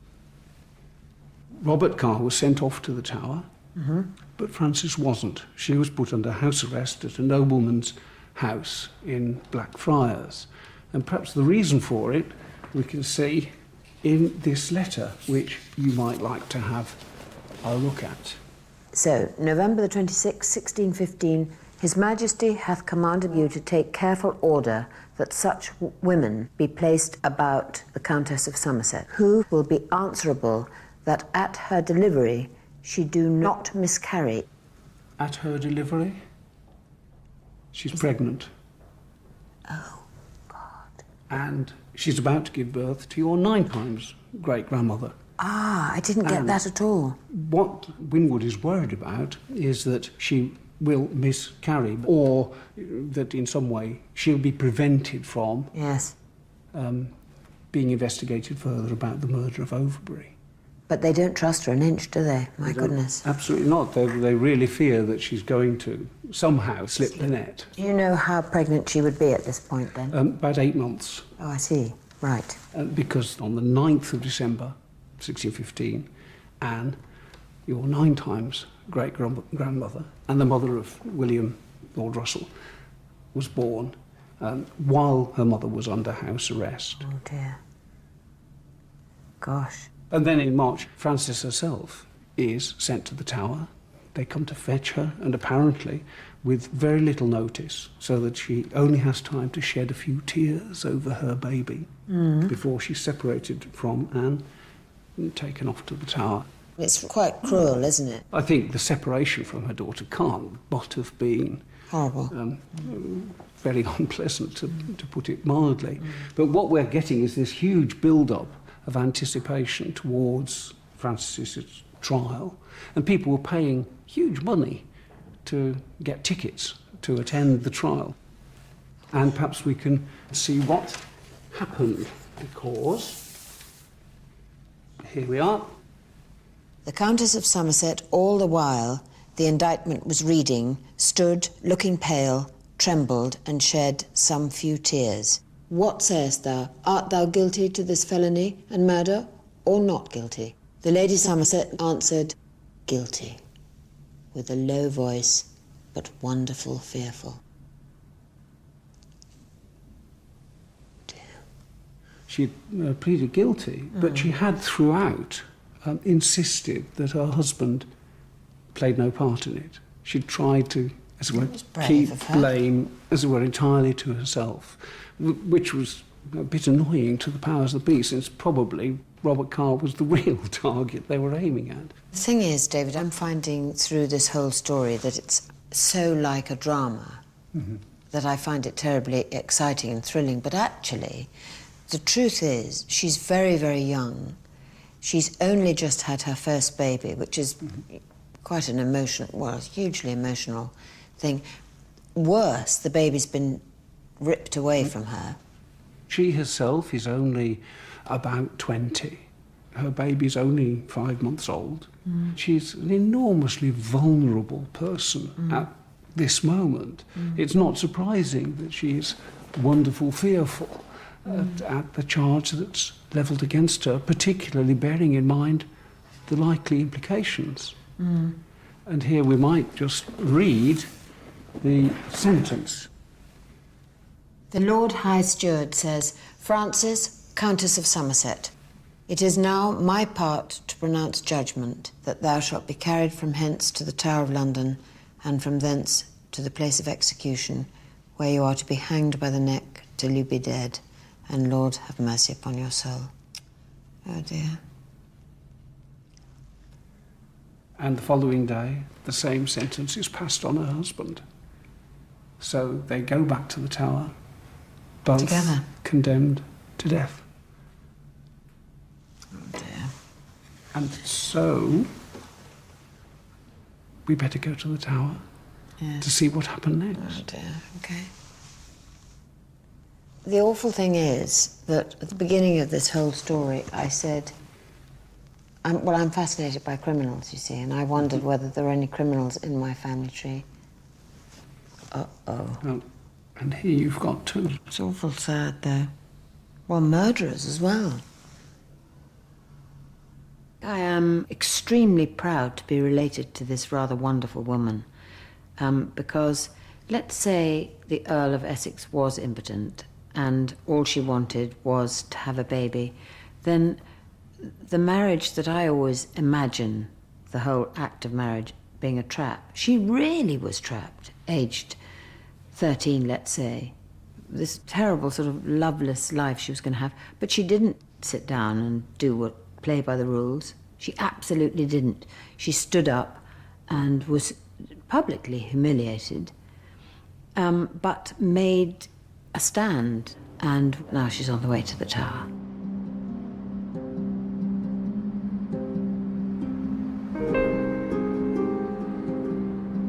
The raven behind us. Yes. That's rather marvellous.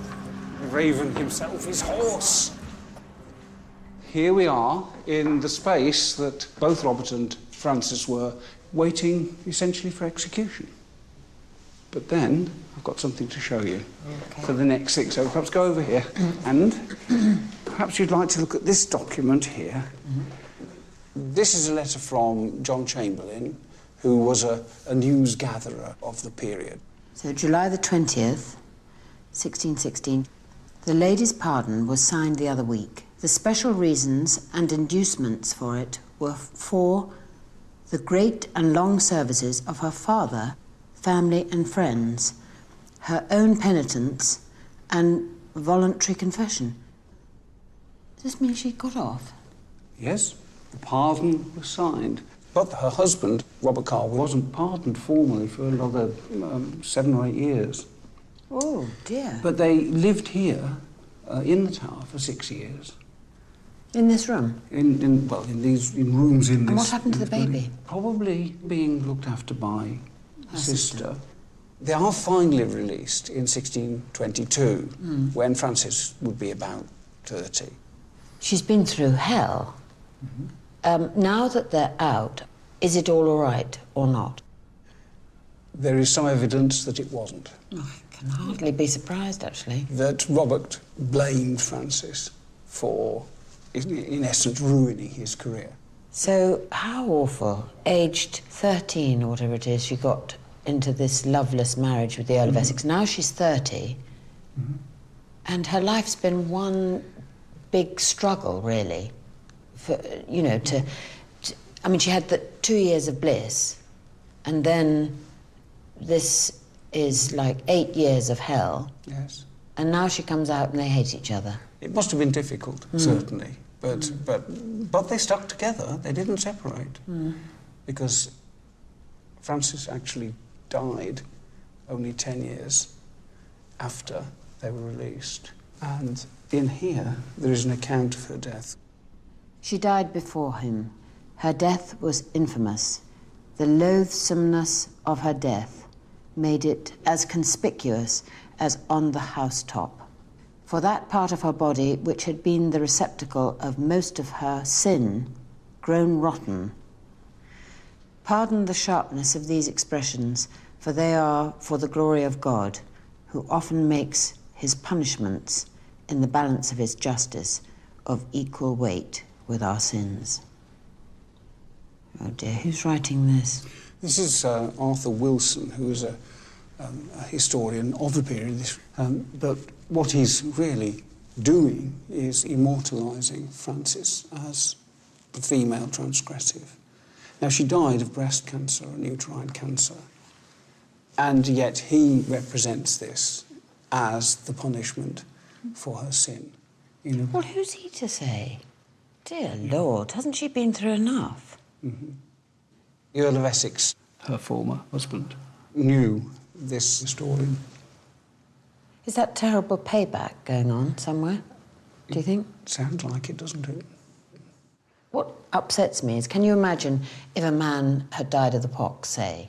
I bet the description wouldn't be so loathsome. And have such a judgment put on them. What it tells us is this is how Frances Howard has been essentially seen from that day to this.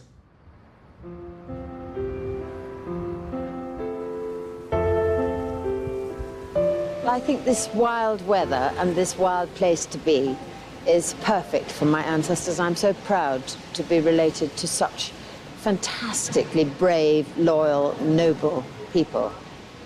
They could have shut up and said nothing, but they all spoke out and were courageous, especially Lady Frances. I'm so proud that I'm not related to wishy-washy people drinking tea all over the place. Quite the reverse. I think of genealogy in a way as being a bit like a benign form of astrology. It says that, you know, out of all these hundreds of thousands of ancestors that you have going into the past, they all came down to one point, which was you. You know, you are the sum of a uniquely miraculous conjunction of different DNAs, different parents meeting. The other side of genealogy that I love is the fact that it proves how all intimately interwoven with history we are.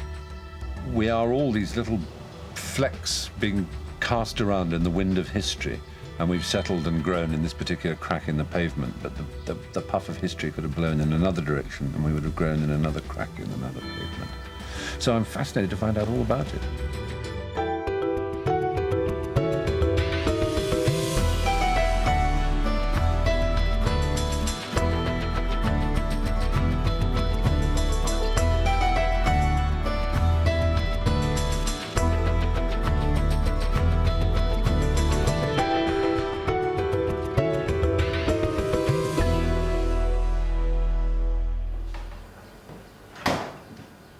people think of me as being incredibly English, more English than anybody else they know. Quintessential is a word that is often used.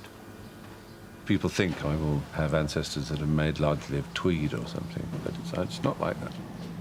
Came from a very, noisy, bustling Jewish European family, of which I remember the accents and the talking about food and all kinds of very other un-English things.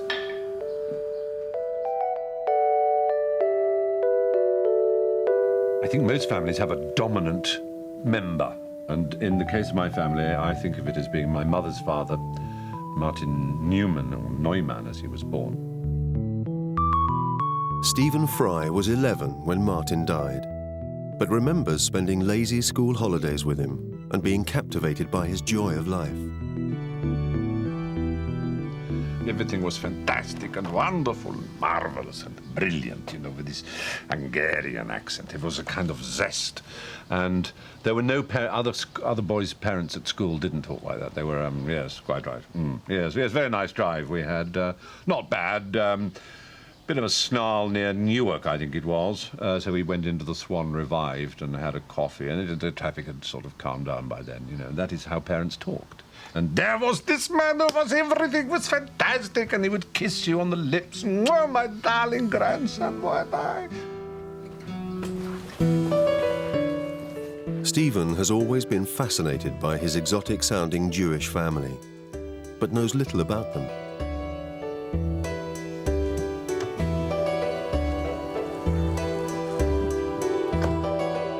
He's going to visit his parents, Alan and Marianne, to find out more about his grandfather, Martin.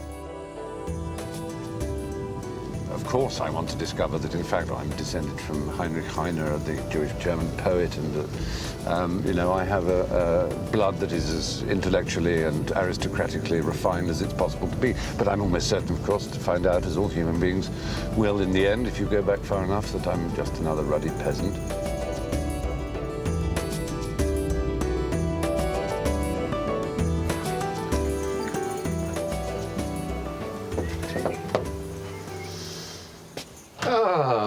Hello, my love. Are you? Hello, Pa. I brought a camera crew with me, as I usually do, because it's Tuesday. How old would you say Martin was in that photograph? I should think about 1920. My mother used to rave about how handsome he was. And yet he looked like me, which is odd. Oh, you no, can't, he and I don't look amazingly like you. No, he used to say it. He used to tweak my nose and say, "You've got my nose." Yes. You said, "No, it's mine." Yes, exactly. But the character is very alike too. I mean, he had this infuriating habit of punning in 3 languages. And here, this is the dreadfully sad one. Marianne has always been intrigued by one particular family photograph, given to her by Martin. It shows Martin's mother, Rosa, and his sister, Reshka, with her husband and children. And Reshka is your father's sister? Eldest sister. You say your aunt? Yes, who I never met. As a little girl, I found this photo. And both my father and mother were so upset. I asked who they were, and these are your cousins and your aunt now. And I said, well, where are they? I've never met them. And they said, no, they've all been killed. And they never would talk about it again. And I know they were killed in a concentration camp, but I don't know where.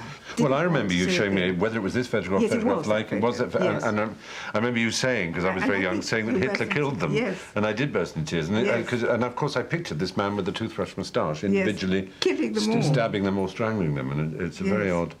Oh, those 3 children. I would love to know their names. The Neumanns came from Shirin, a small town in modern-day Slovakia. In 1926, Martin left his family home to start a new life in England.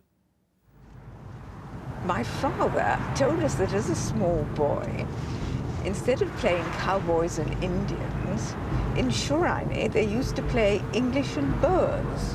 Really? Yes. Well, Hungarian boys would play English and Boers. And he was always insisted he was an Englishman. Stephen and his mother are on their way to Bury St Edmunds, where Martin set up home with his wife Rosa and young daughter Gertrude. 4 years later, they had another girl, Margaret. And in 1932, Stephen's mother, Marianne, was born. This, I think, is around again. And this is Southgate Street, you see. Absolutely. And that is the house. Here, Oh, is that it? Yes. Oh, it's nice. This is it. And lovely stone.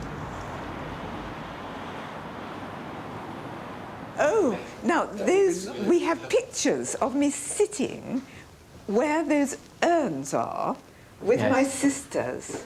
Oh, you know, really? where you Interesting, yes. Yeah. I think I saw them. You yes. saw them I did. in the, and you said I looked like a little monkey. That's the one. That's you. Oh. That actually, we go there, and then we go. Oh, there you are. You see, ba-dum, and there you are. You're sort of taken from lower down, isn't it? But that's it. Yes. And you were sitting where that pot is. Yes. Oh my goodness. Oh, look, there's some other ones from the garden. Should we go up because we can see where they were taken from? Oh, this is so sweet.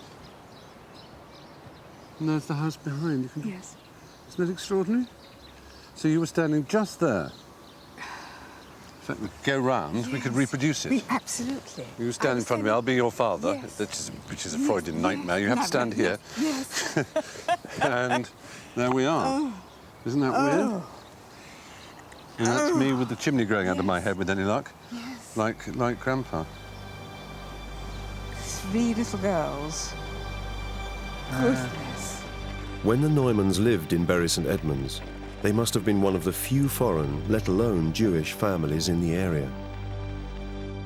In the 1930s, as World War II approached, suspicion of foreigners grew. My mother was bathing us, and then we cleaned our teeth. And she said, now, darlings, don't forget to clean your teeth every morning and every evening. I thought, clean my teeth. And then she said, and by the way, don't tell people you're Jewish. So I thought, right, clean my teeth. Don't tell people I'm Jewish. And that was that sort of level for both of these things to be told. So you it just never sort of, it's me. almost like a sort of game or a routine. You just don't tell people. I wasn't worried in the slightest. A psychic blow to you. It wasn't a traumatic thing. I would be scared stiff. I mean, I'd be scared stiff today if I suddenly arrived in the middle of, I don't know, Bratislava or something and was expected to make a whole new life in such a place. Not speaking the language, not really knowing the culture. It was sugar that had brought Martin to England. He was offered a job at a sugar beet factory in Bury. Back in Slovakia, he had been an agricultural advisor to the largest sugar factory in Europe.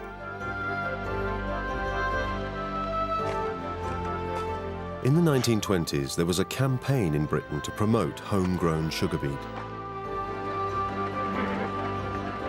The area around Bury St Edmunds provided perfect growing conditions. So when a new factory was built in 1925, Martin and his colleague, Dr. Robert Yorish, were invited to help set it up. The sugar factory still dominates the town. Oh my God. Is this what my grandfather gave Bury St Edmunds? You can't believe this is a little East Anglian market town.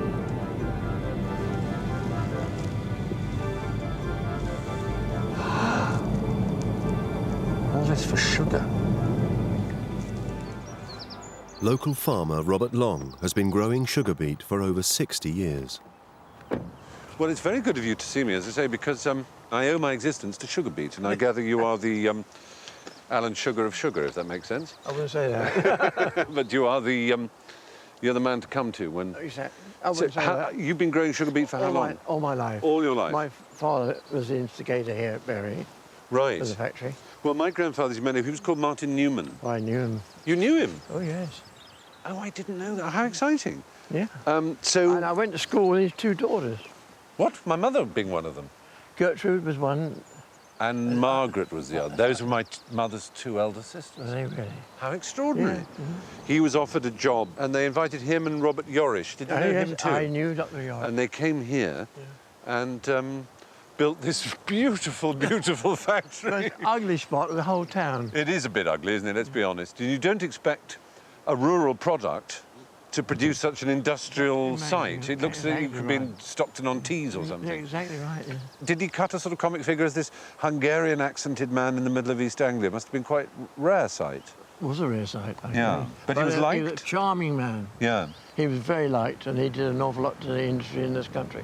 Must have been about the only people from that part of the world here in Bury. Exactly. Yeah. It was wonderful. I'm so glad you were so nice to them. Wow. Here we go. Now there... Oh, there he is! Yeah. In +4s. Yeah. That's so typical. Look at him. Even I can remember that. That's hilarious. Yeah. He looks so splendid.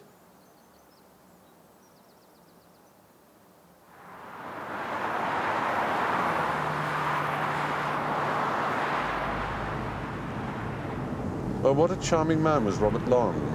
If you hero worship a man like your grandfather and suddenly meet someone who knew him, you're terrified that your hero will have feet of clay and that he'll say he was a monster and bit the head off guinea pigs and things like that. So I feel I know about him in England, but what I have no knowledge of is the kind of world he came from, the Europe of Shirin. It'd be wonderful to find out more. I wonder if there's more to be found out. Stephen's research into his mother's family must continue in Europe. But before he leaves, he wants to explore his father's side of the family. Alan, Stephen's father, knows very little about his mother, Ella Pring, but has always suspected she has a mysterious past. Hello, Pa. Listen, I'm searching for your side of the family, for your mother in particular, and I realised I don't even know her name, her proper name. Ella Constance Dunthorne Pring, she was. Ella Constance Dunthorne Pring. And what do we know about the Prings? Anything? Sadly, I know absolutely nothing about her family.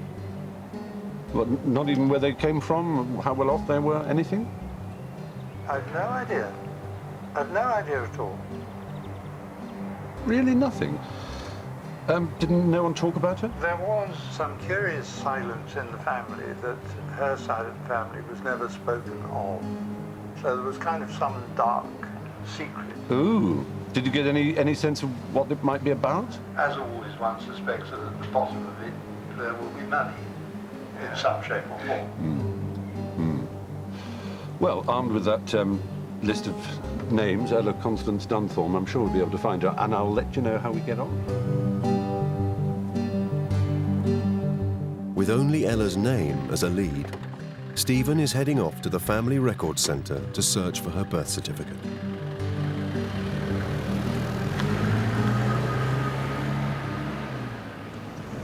I find that getting around London is a bit of a ball by almost any other means than a good old-fashioned London cab, and I've been driving one of these now for about, I don't know, 15 years, I should say. On one occasion, I was stopped at traffic lights and a man said, Pimlico and drive like hell. And I was going more or less in that direction, so I said, all right. I said, hello. Oh my God, it's you. All right, where's the camera? Where's the camera? As if I would go around London in a taxi with a camera. What? Hello.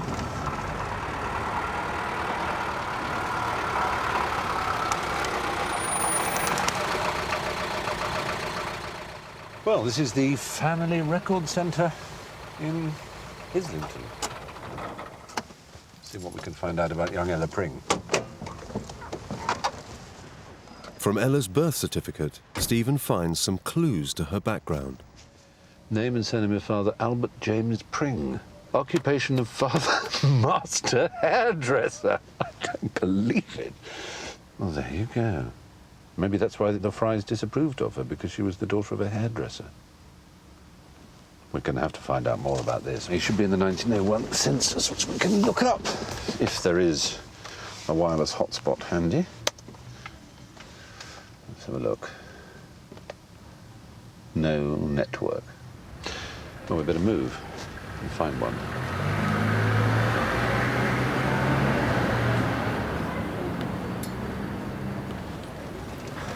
Search is being processed. Oh, there we go. Oh, a lot of Albert Prings. I wonder which it'll be. All right, London Deptford. There we are. And he's in the Peckham division of Camberwell. Oh, he gives the rest of his family. Here we are. He's the head. Florence E., daughter, yes, that's my grandmother, there she is. And her sister, Mabel, who was 1 year old at this point. Mabel and Flo, this is just so embarrassing. Let's face it, I've always said I was extremely working class. It's me. There we are. Yeah, my name's here, he was a hairdresser down the Old Kent Road. Yeah, he was hard, he was well hard. And he had 2 daughters, Flo, Mabel. I can't believe it. This is just wonderful. I love it.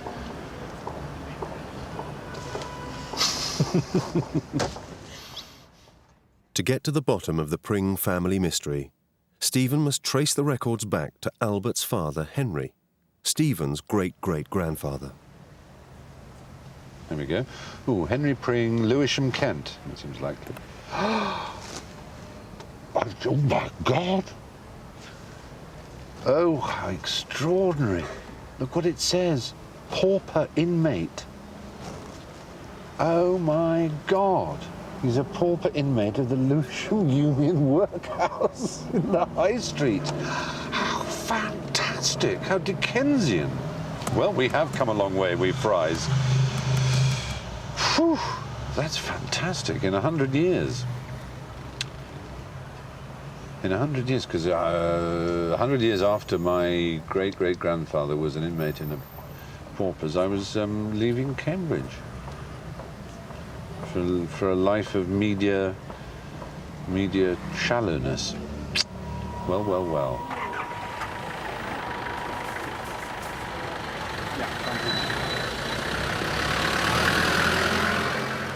The records for Lewisham Union Workhouse are kept at the London Metropolitan Archives. Archivist Geoffrey Pick has found several references to the Pring family. Ah, look at all those Prings. Pring, pring, pring, pring, pring, pring, pring, pring, pring, pring, pring. Goodness me.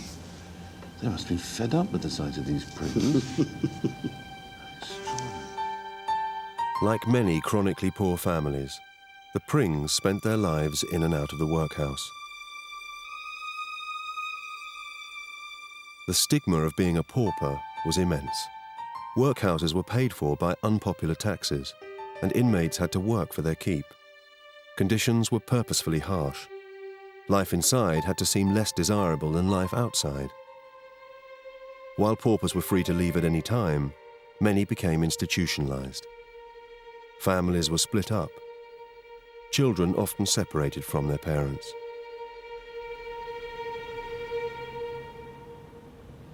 We have Ernest, who is being sent to Margate, I think it is. Ooh.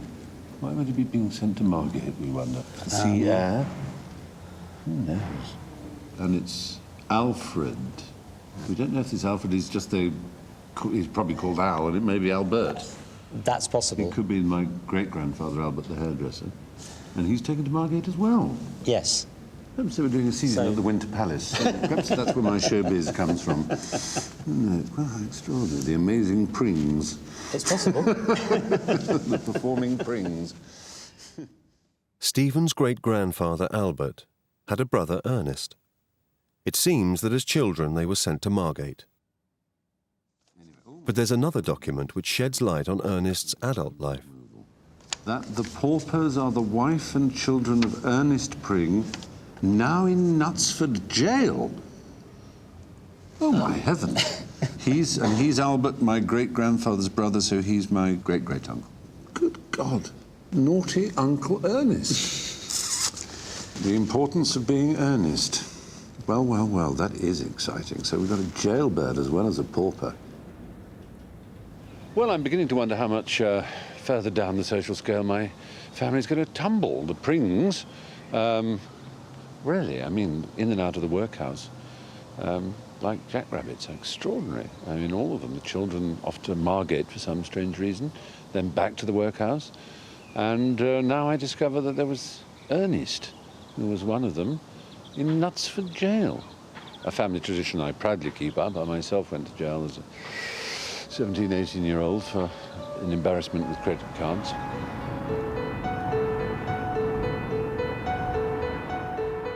Sadly, no records of Knutsford jail survive, so Stephen will never find out why Ernest was sent to prison. But there's still the mystery of why Ernest and his brother Albert, Stephen's great-grandfather, were sent to Margate. Intrigued, Stephen wants to know why.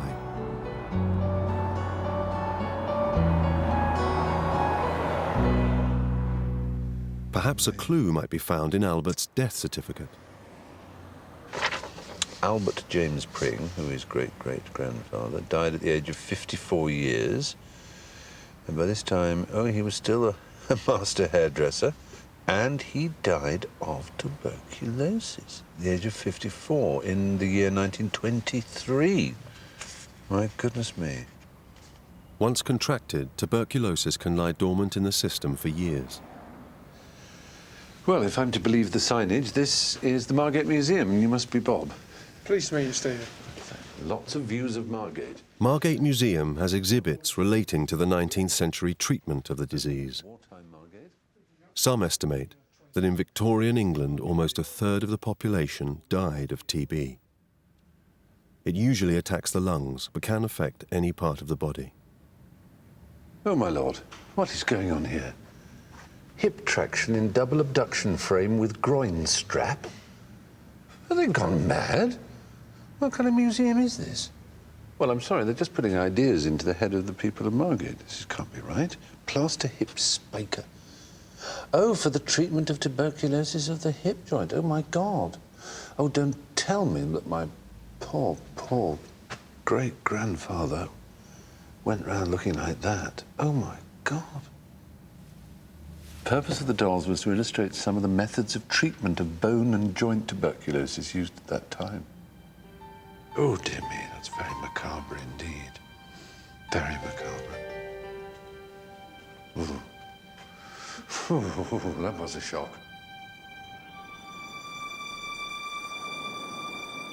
During the 19th century, there were around 50 institutions in Margate for sick children. The sea air was believed to help with the treatment of tuberculosis. When Albert and Ernest were here, they were among hundreds of deprived children sent to Margate to convalesce.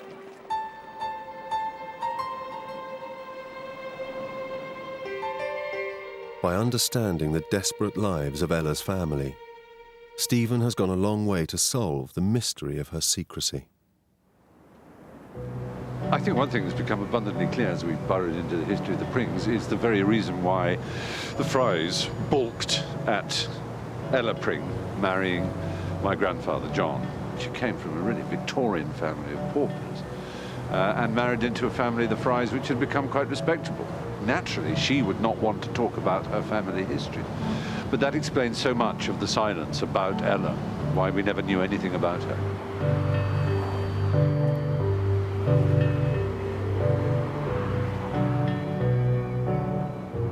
Part of me yearns to go to my great-grandfather, Henry Pring, when he's there in the workhouse, and say to him, it's all right. Your grandson, Alan, my father, will have a wonderful education. He would have gone to a public school. He would have been a chorister at St. Paul's Cathedral and got himself an amazing first in physics and had a noble and distinguished career. And his three children will be happy, and I will make a film about you. And, you know, things are never as bad as they look. One wants to say that to him. He probably died feeling wretched.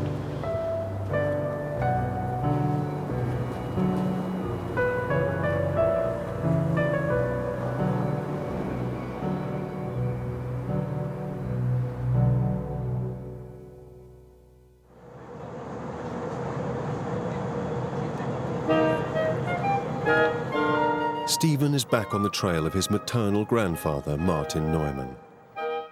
This photograph is one of the few clues to his early life and shows Martin as a soldier in Vienna.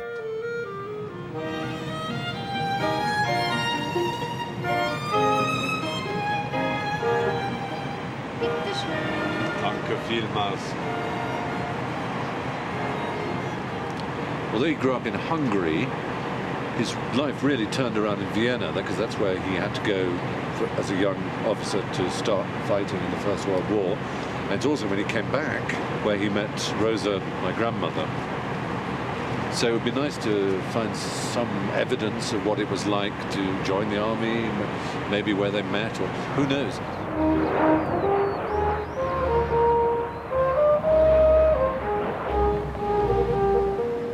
At the turn of the 20th century, Vienna was the imperial capital of the vast Austro-Hungarian Empire. The empire stretched across Central Europe, from the Balkans in the south to Poland in the north. When the First World War broke out in 1914, Martin was only 17. But within a year, he'd volunteered to fight for the Austro-Hungarian army against Britain and her allies.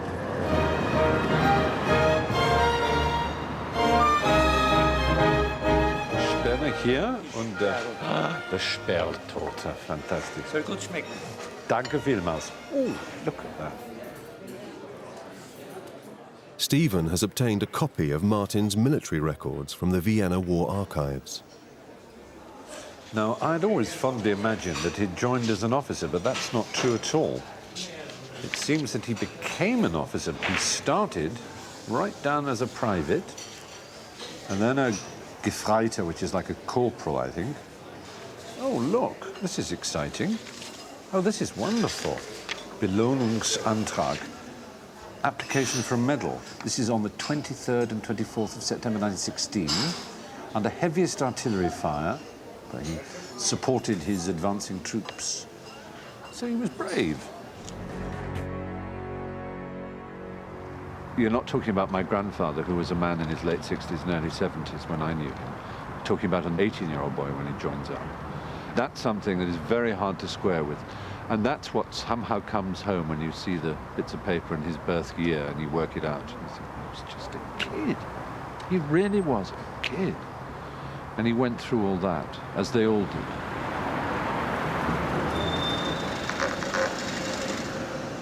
For all its horror, the First World War did bring Martin some rewards. As a young officer from the provinces, he took the opportunity to visit some distant cousins in Vienna, the Browns. They opened the door to this glamorous ex-soldier who was bearing food, a great rarity in 1918 in Vienna, and my grandmother Rosa fell in love with him. Though she always said apparently she fell in love with the food, and it could have been carried by a Barbary ape and she would have been just as happy to marry him.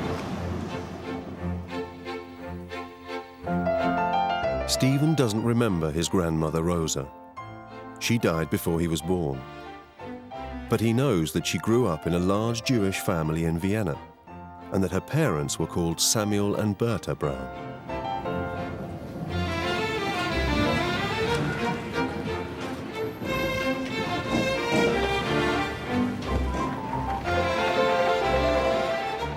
The Browns were part of a large Jewish community in Vienna.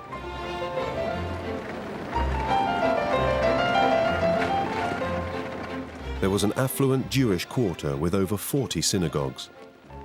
Jews participated in every aspect of the city's cultural, political, and economic life.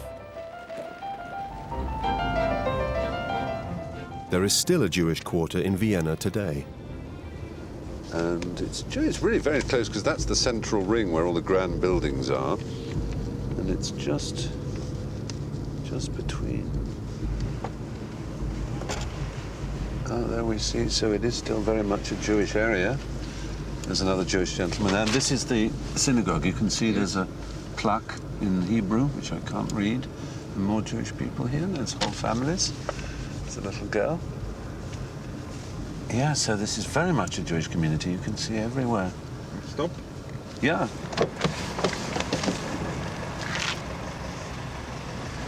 Scott.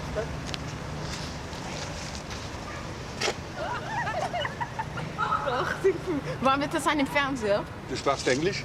Ich spreche Deutsch, Englisch. Ich bin English, ja. Is it easier to speak English? Yes, it is for me. You speak English, you're so clever. And you bar mitzvahed yet? Yeah. Oh, wonderful. When? A month ago. Oh, mazel tov. Me about 8-9 months ago. Oh, mazel tov to you also. Fantastic, fantastic. You speak amazing English. So, and you speak good English too. Thanks. Well, it's very nice to meet you both.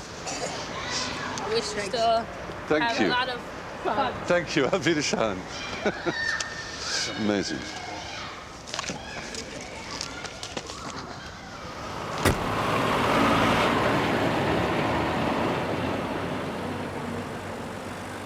Records of past Viennese residents are kept in the city archives. Stephen has gone to track down the addresses of his great-grandparents, the Browns. So this is my great-grandparents. They're all their children, Julius and Rosa, who is my mother's mother, who was born in 1901. Moved to Rembrandtsgasse, number 33. Now this is a change of address. Oh, but this is much later. This is 1942. This is during the war. This is during the Nazi occupation. But then it says here that they were moved to Riga. So presumably this is because they were Jews.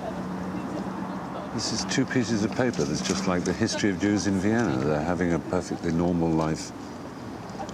And then suddenly in 1942, they just moved out of the country.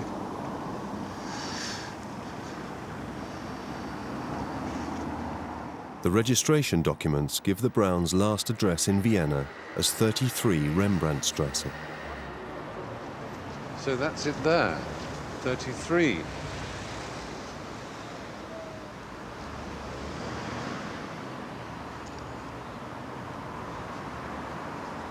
Well, it's not so bad. It's quite smart brickwork. Where were they? First floor, door number 6. Oh. They had famous people living in it. In this house, it's Helen Ackerman, Manfred, Ackerman, Rosen, Ackerman, Lola Ardel, Fuchs. Bertha Braun, why is her name up there? The name... This is all Jewish people lived here. And there's the names of my great-grandparents.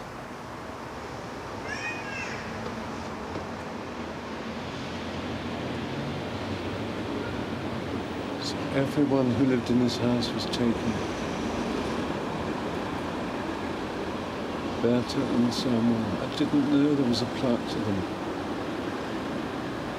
My mother will be very touched.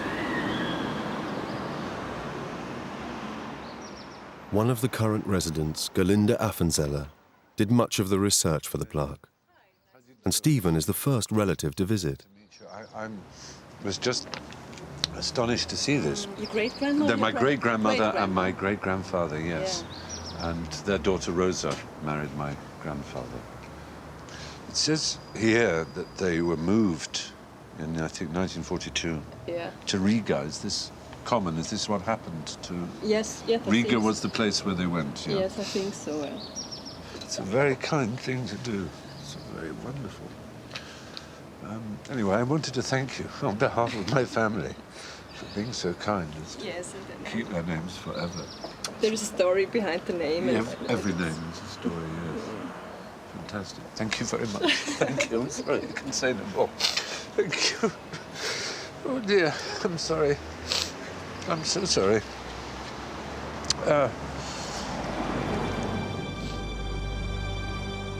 Bertha and Samuel were just 2 of the 65,000 Viennese Jews deported to concentration camps in the Second World War.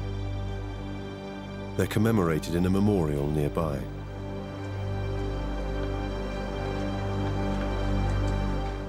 In 1924, after the end of the First World War, the newlyweds Martin and Rosa left Vienna to set up home with Martin's family, the Neumanns, in Shirin in Slovakia.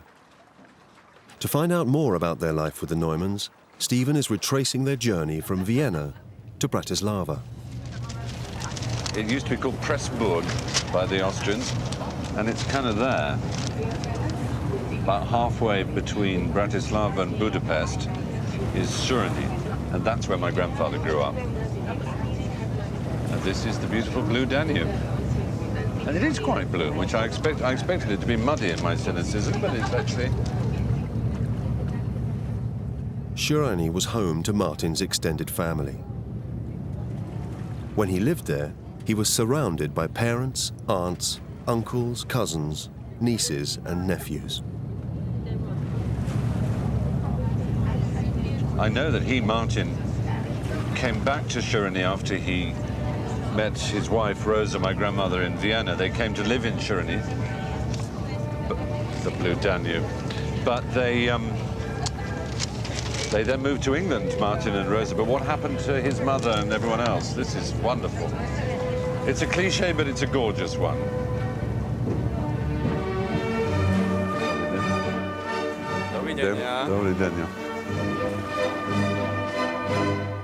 In Bratislava, Stephen is being met by Vladimir, a local genealogist who will take him on to Shirin. Vladimir? Dobry den, dobry den. You said you wore a beret and you're wearing a beret. Welcome in the country of your grandparent. It's a great pleasure to be here. Thank you, Vladimir. The area where we're going, was there a large Jewish community there? Yes.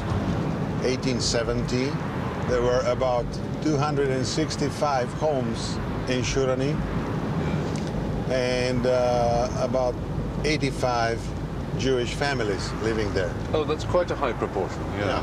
And is there now a very small Jewish community, or is there any Jewish community at all in There is one person who survived the Holocaust, still living there.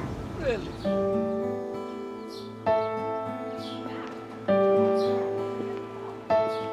Martin came back to Shirin after the war to work at the town's sugar factory. This is the place he would leave for Bury St Edmunds. The sugar factory in Shirin was the town's lifeblood. Most of the population worked there and lived in surrounding factory accommodation. Though the factory closed down about 5 years ago, its derelict buildings still dominate the town.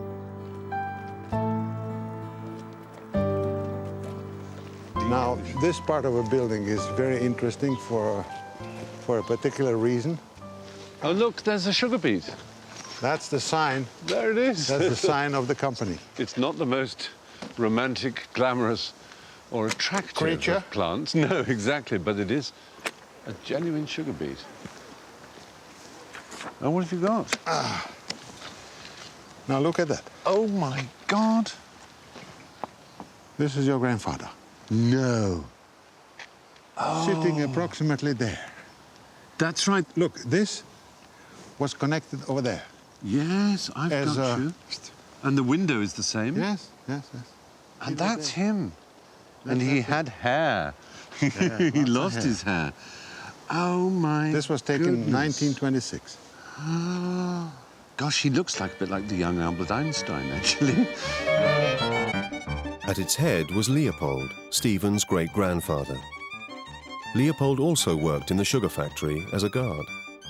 It's possible he helped Martin get his first job in sugar.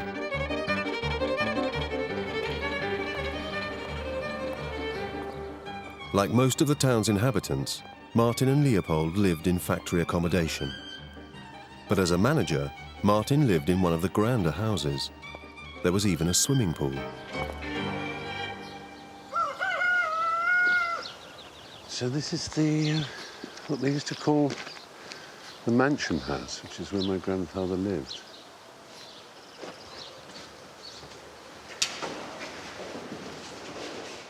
It was here that Martin and Rosa started their own family and had their first child, Stephen's aunt, Gertrude.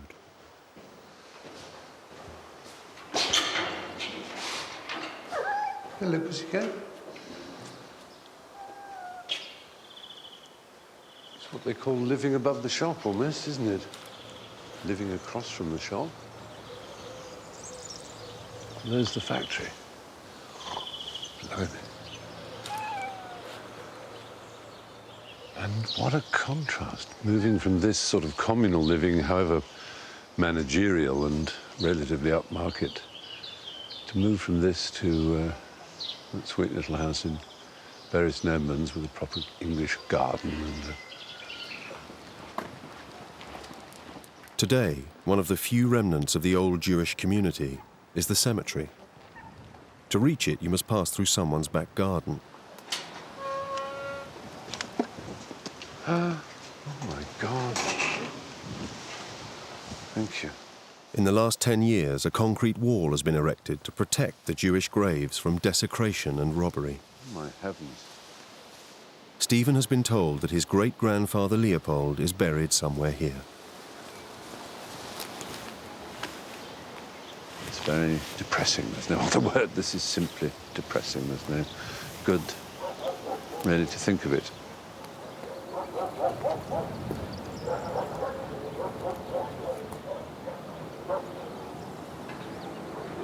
I found him. That's him, Leopold. Leopold Neumann.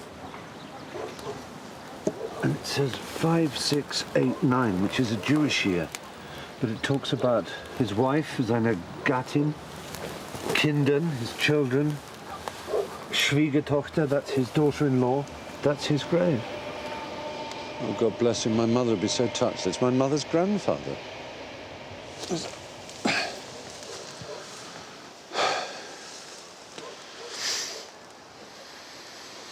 So there you go, great-granddaddy.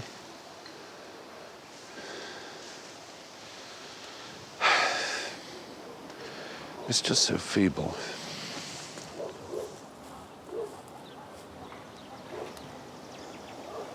It's another world. It's an absolute other world. So close and yet absolutely miles away. My God, am I lucky. I cannot imagine who I would be if I lived the kind of life that would end up here. I just can't imagine.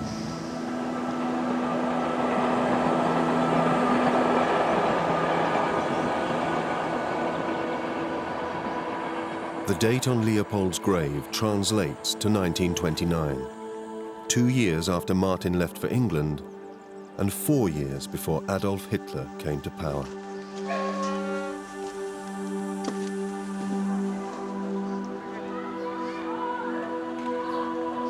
Before the Second World War, there were almost 1,000 Jews living in Shirin. Today there is only one. His name is Jan Stark. Ich spreche auch Deutsch. Ach, ja, Deutsch. Deutsch kann ich nicht. Tschechoslowak kann ich nicht sprechen. Und Sie sprechen kein Englisch? Ja, nicht wahr? Leider, ich habe es schon vergessen. Ja, mein Großvater war der Direktor der Schreiner Zuckerfabrik. Und sein Sohn, Dr. Ingenieur Robert Jorisch. Robert Jorisch war ein Freund von meinem Großvater. Das weiß ich ja doch. Das weiß ich ja dort. Mein Onkel, der Dr. Ingenieur Robert Jorisch, war der Direktor Boris Edmund Sugar Factory. Ja. Robert Jorisch was Martin Neumann's friend who moved with him to Bury St Edmunds in 1926. Martin and Robert left well before the Nazis seized power. Jan Stark was not so lucky. Deine Geschichte ist sehr traurig, sehr schrecklich. Meine Geschichte ist sehr traurig, weil ich alleine blieb. Yeah. Like Jews all over Europe, Jan was selected for deportation to a concentration camp. In Shirin, there was no resistance to the Nazi policy of anti-Semitism.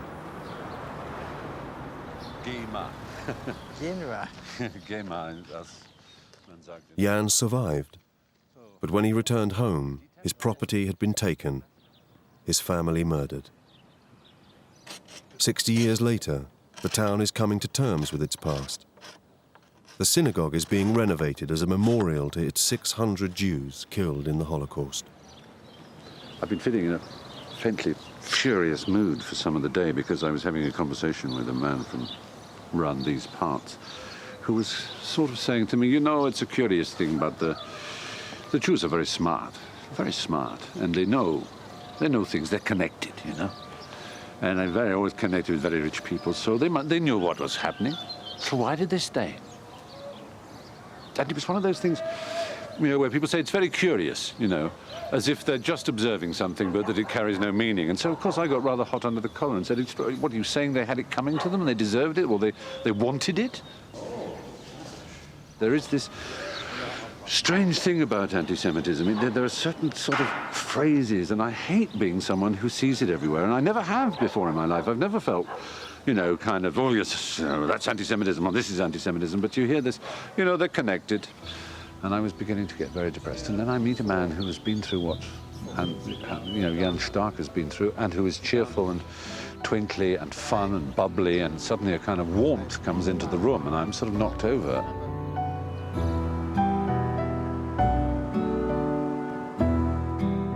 Stephen has one last task to carry out in Shirin.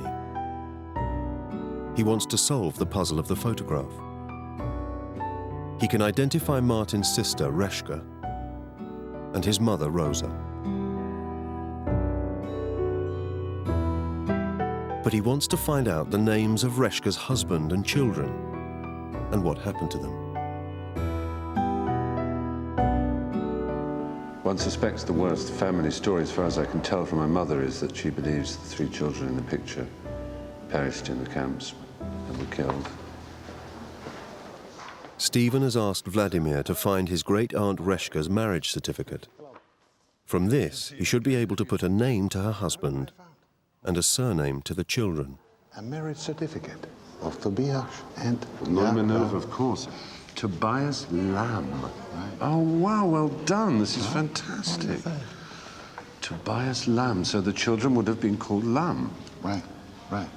So there they are, the lambs, the little lambs. Oh, God, I hope it's not little lambs to the slaughter. Now that Stephen knows the family's surname was Lamb, he can search for the children's births in the Regional Records Office. Oh, 1932. So we're going ahead of ourselves. I found a lamb. Lydia Lamb. February 1929. Yes, daughter of Tobias Lamb and Regina Neumann. That's her. The Lambs are not the only members of Stephen's family who are recorded in the ledger. Oh, my God. That's my aunt, Gertrude Neumann. 1926. That's her. That's my mother's sister. And on the same page, there's a Lamb. So her cousin, born on Christmas Eve, 1925. And that's Paul, is it? Is that the boy? Is that Paul? Is that like Paul? So I wonder if there's another Lamb, because there were 3 altogether. Not Tree. Toth, Hoffman, Weiss, Gellis, Engelmann. I think I must have missed one of the Lambs. No, then it ends. When does it end? 1943. Big surprise. Amazing. There they are, a Jewish collection of people in the late 20s, getting on with their lives. And Gertrude was the one who came to England a few years later, grew up in Bury St Edmunds, then my mother was born. Another sister was born between, Margaret, also in England. And they were just removed out of this community. But the Lambs stayed. Something tells me that was a terrible thing to have done. Stephen now has the names for Reshka's husband, Tobias Lamb, and 2 of the children, Pavel and Lydia. But what happened to them?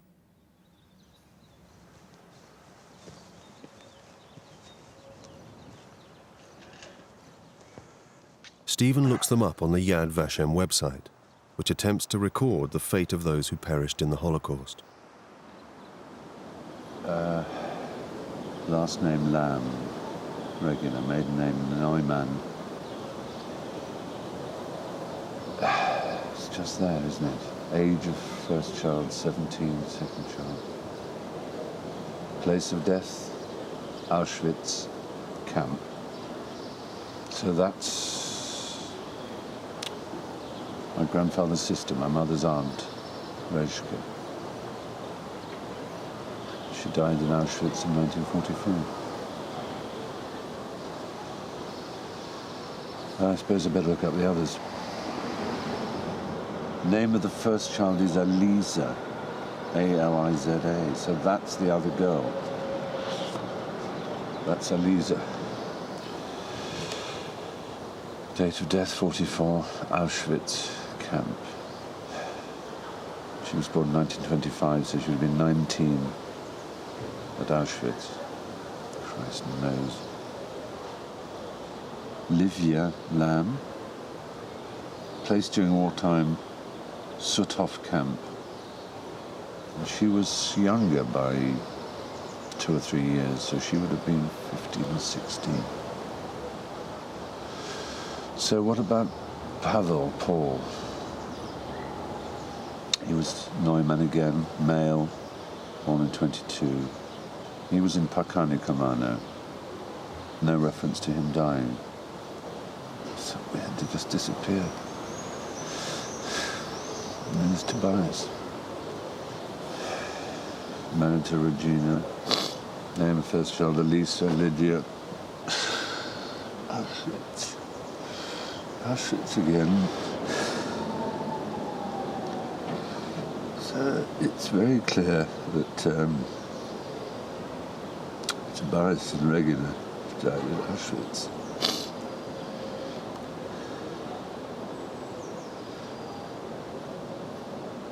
It's so stupid because I knew this. We all knew they'd died, at least believed it. But seeing their names there, and that fucking word Auschwitz, it's just, it does something to you, I tell you, it's quite terrible.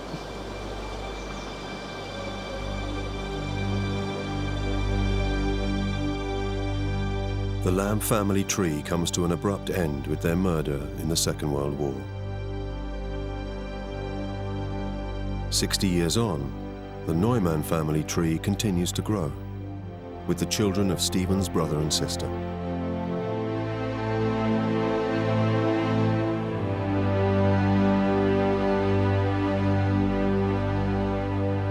It was simply the offer of a job at a sugar factory in Bury St Edmunds that brought Martin to England in 1926. A job offer that saved Stephen's family from the same fate as the Lambs.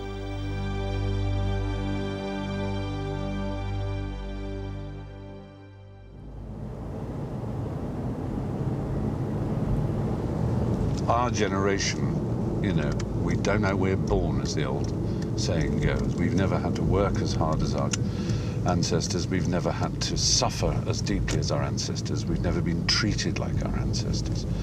You know, we talk about how there's no respect anymore, but actually our lives in the most fundamental ways are more respected now as lives, and our, you know, existences are more respected than ever our ancestors were. So there's much to be proud and pleased with. You will be under there. Stephen's family have gathered at his parents' home to find out what he's discovered. Albert's profession was registered as a master hairdresser.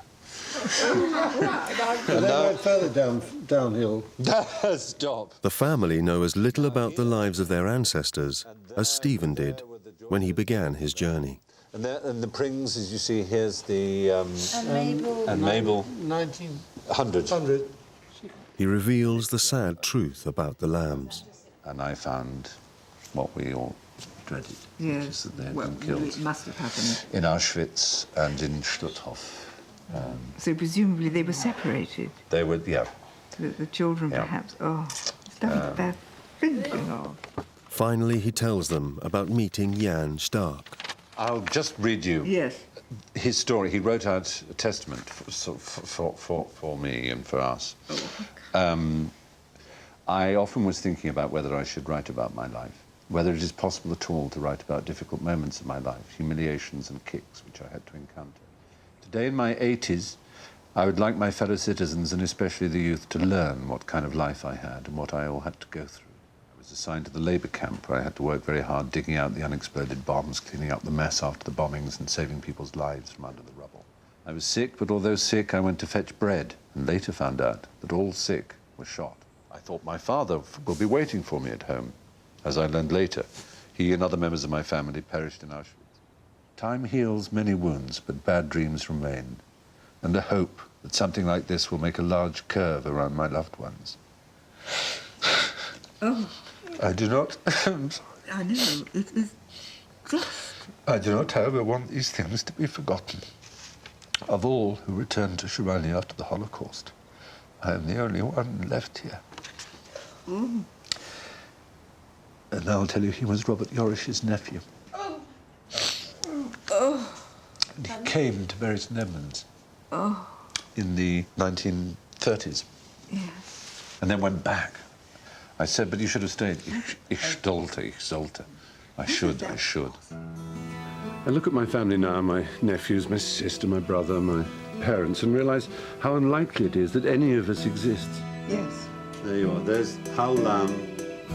Their parents were straws in the wind of a very malevolent kind of history, and the chance of them ever coming to rest seemed so unlikely. There he is. Look at that. Sweet guy. We're so lucky simply to be alive. The first 3 years of great beginning.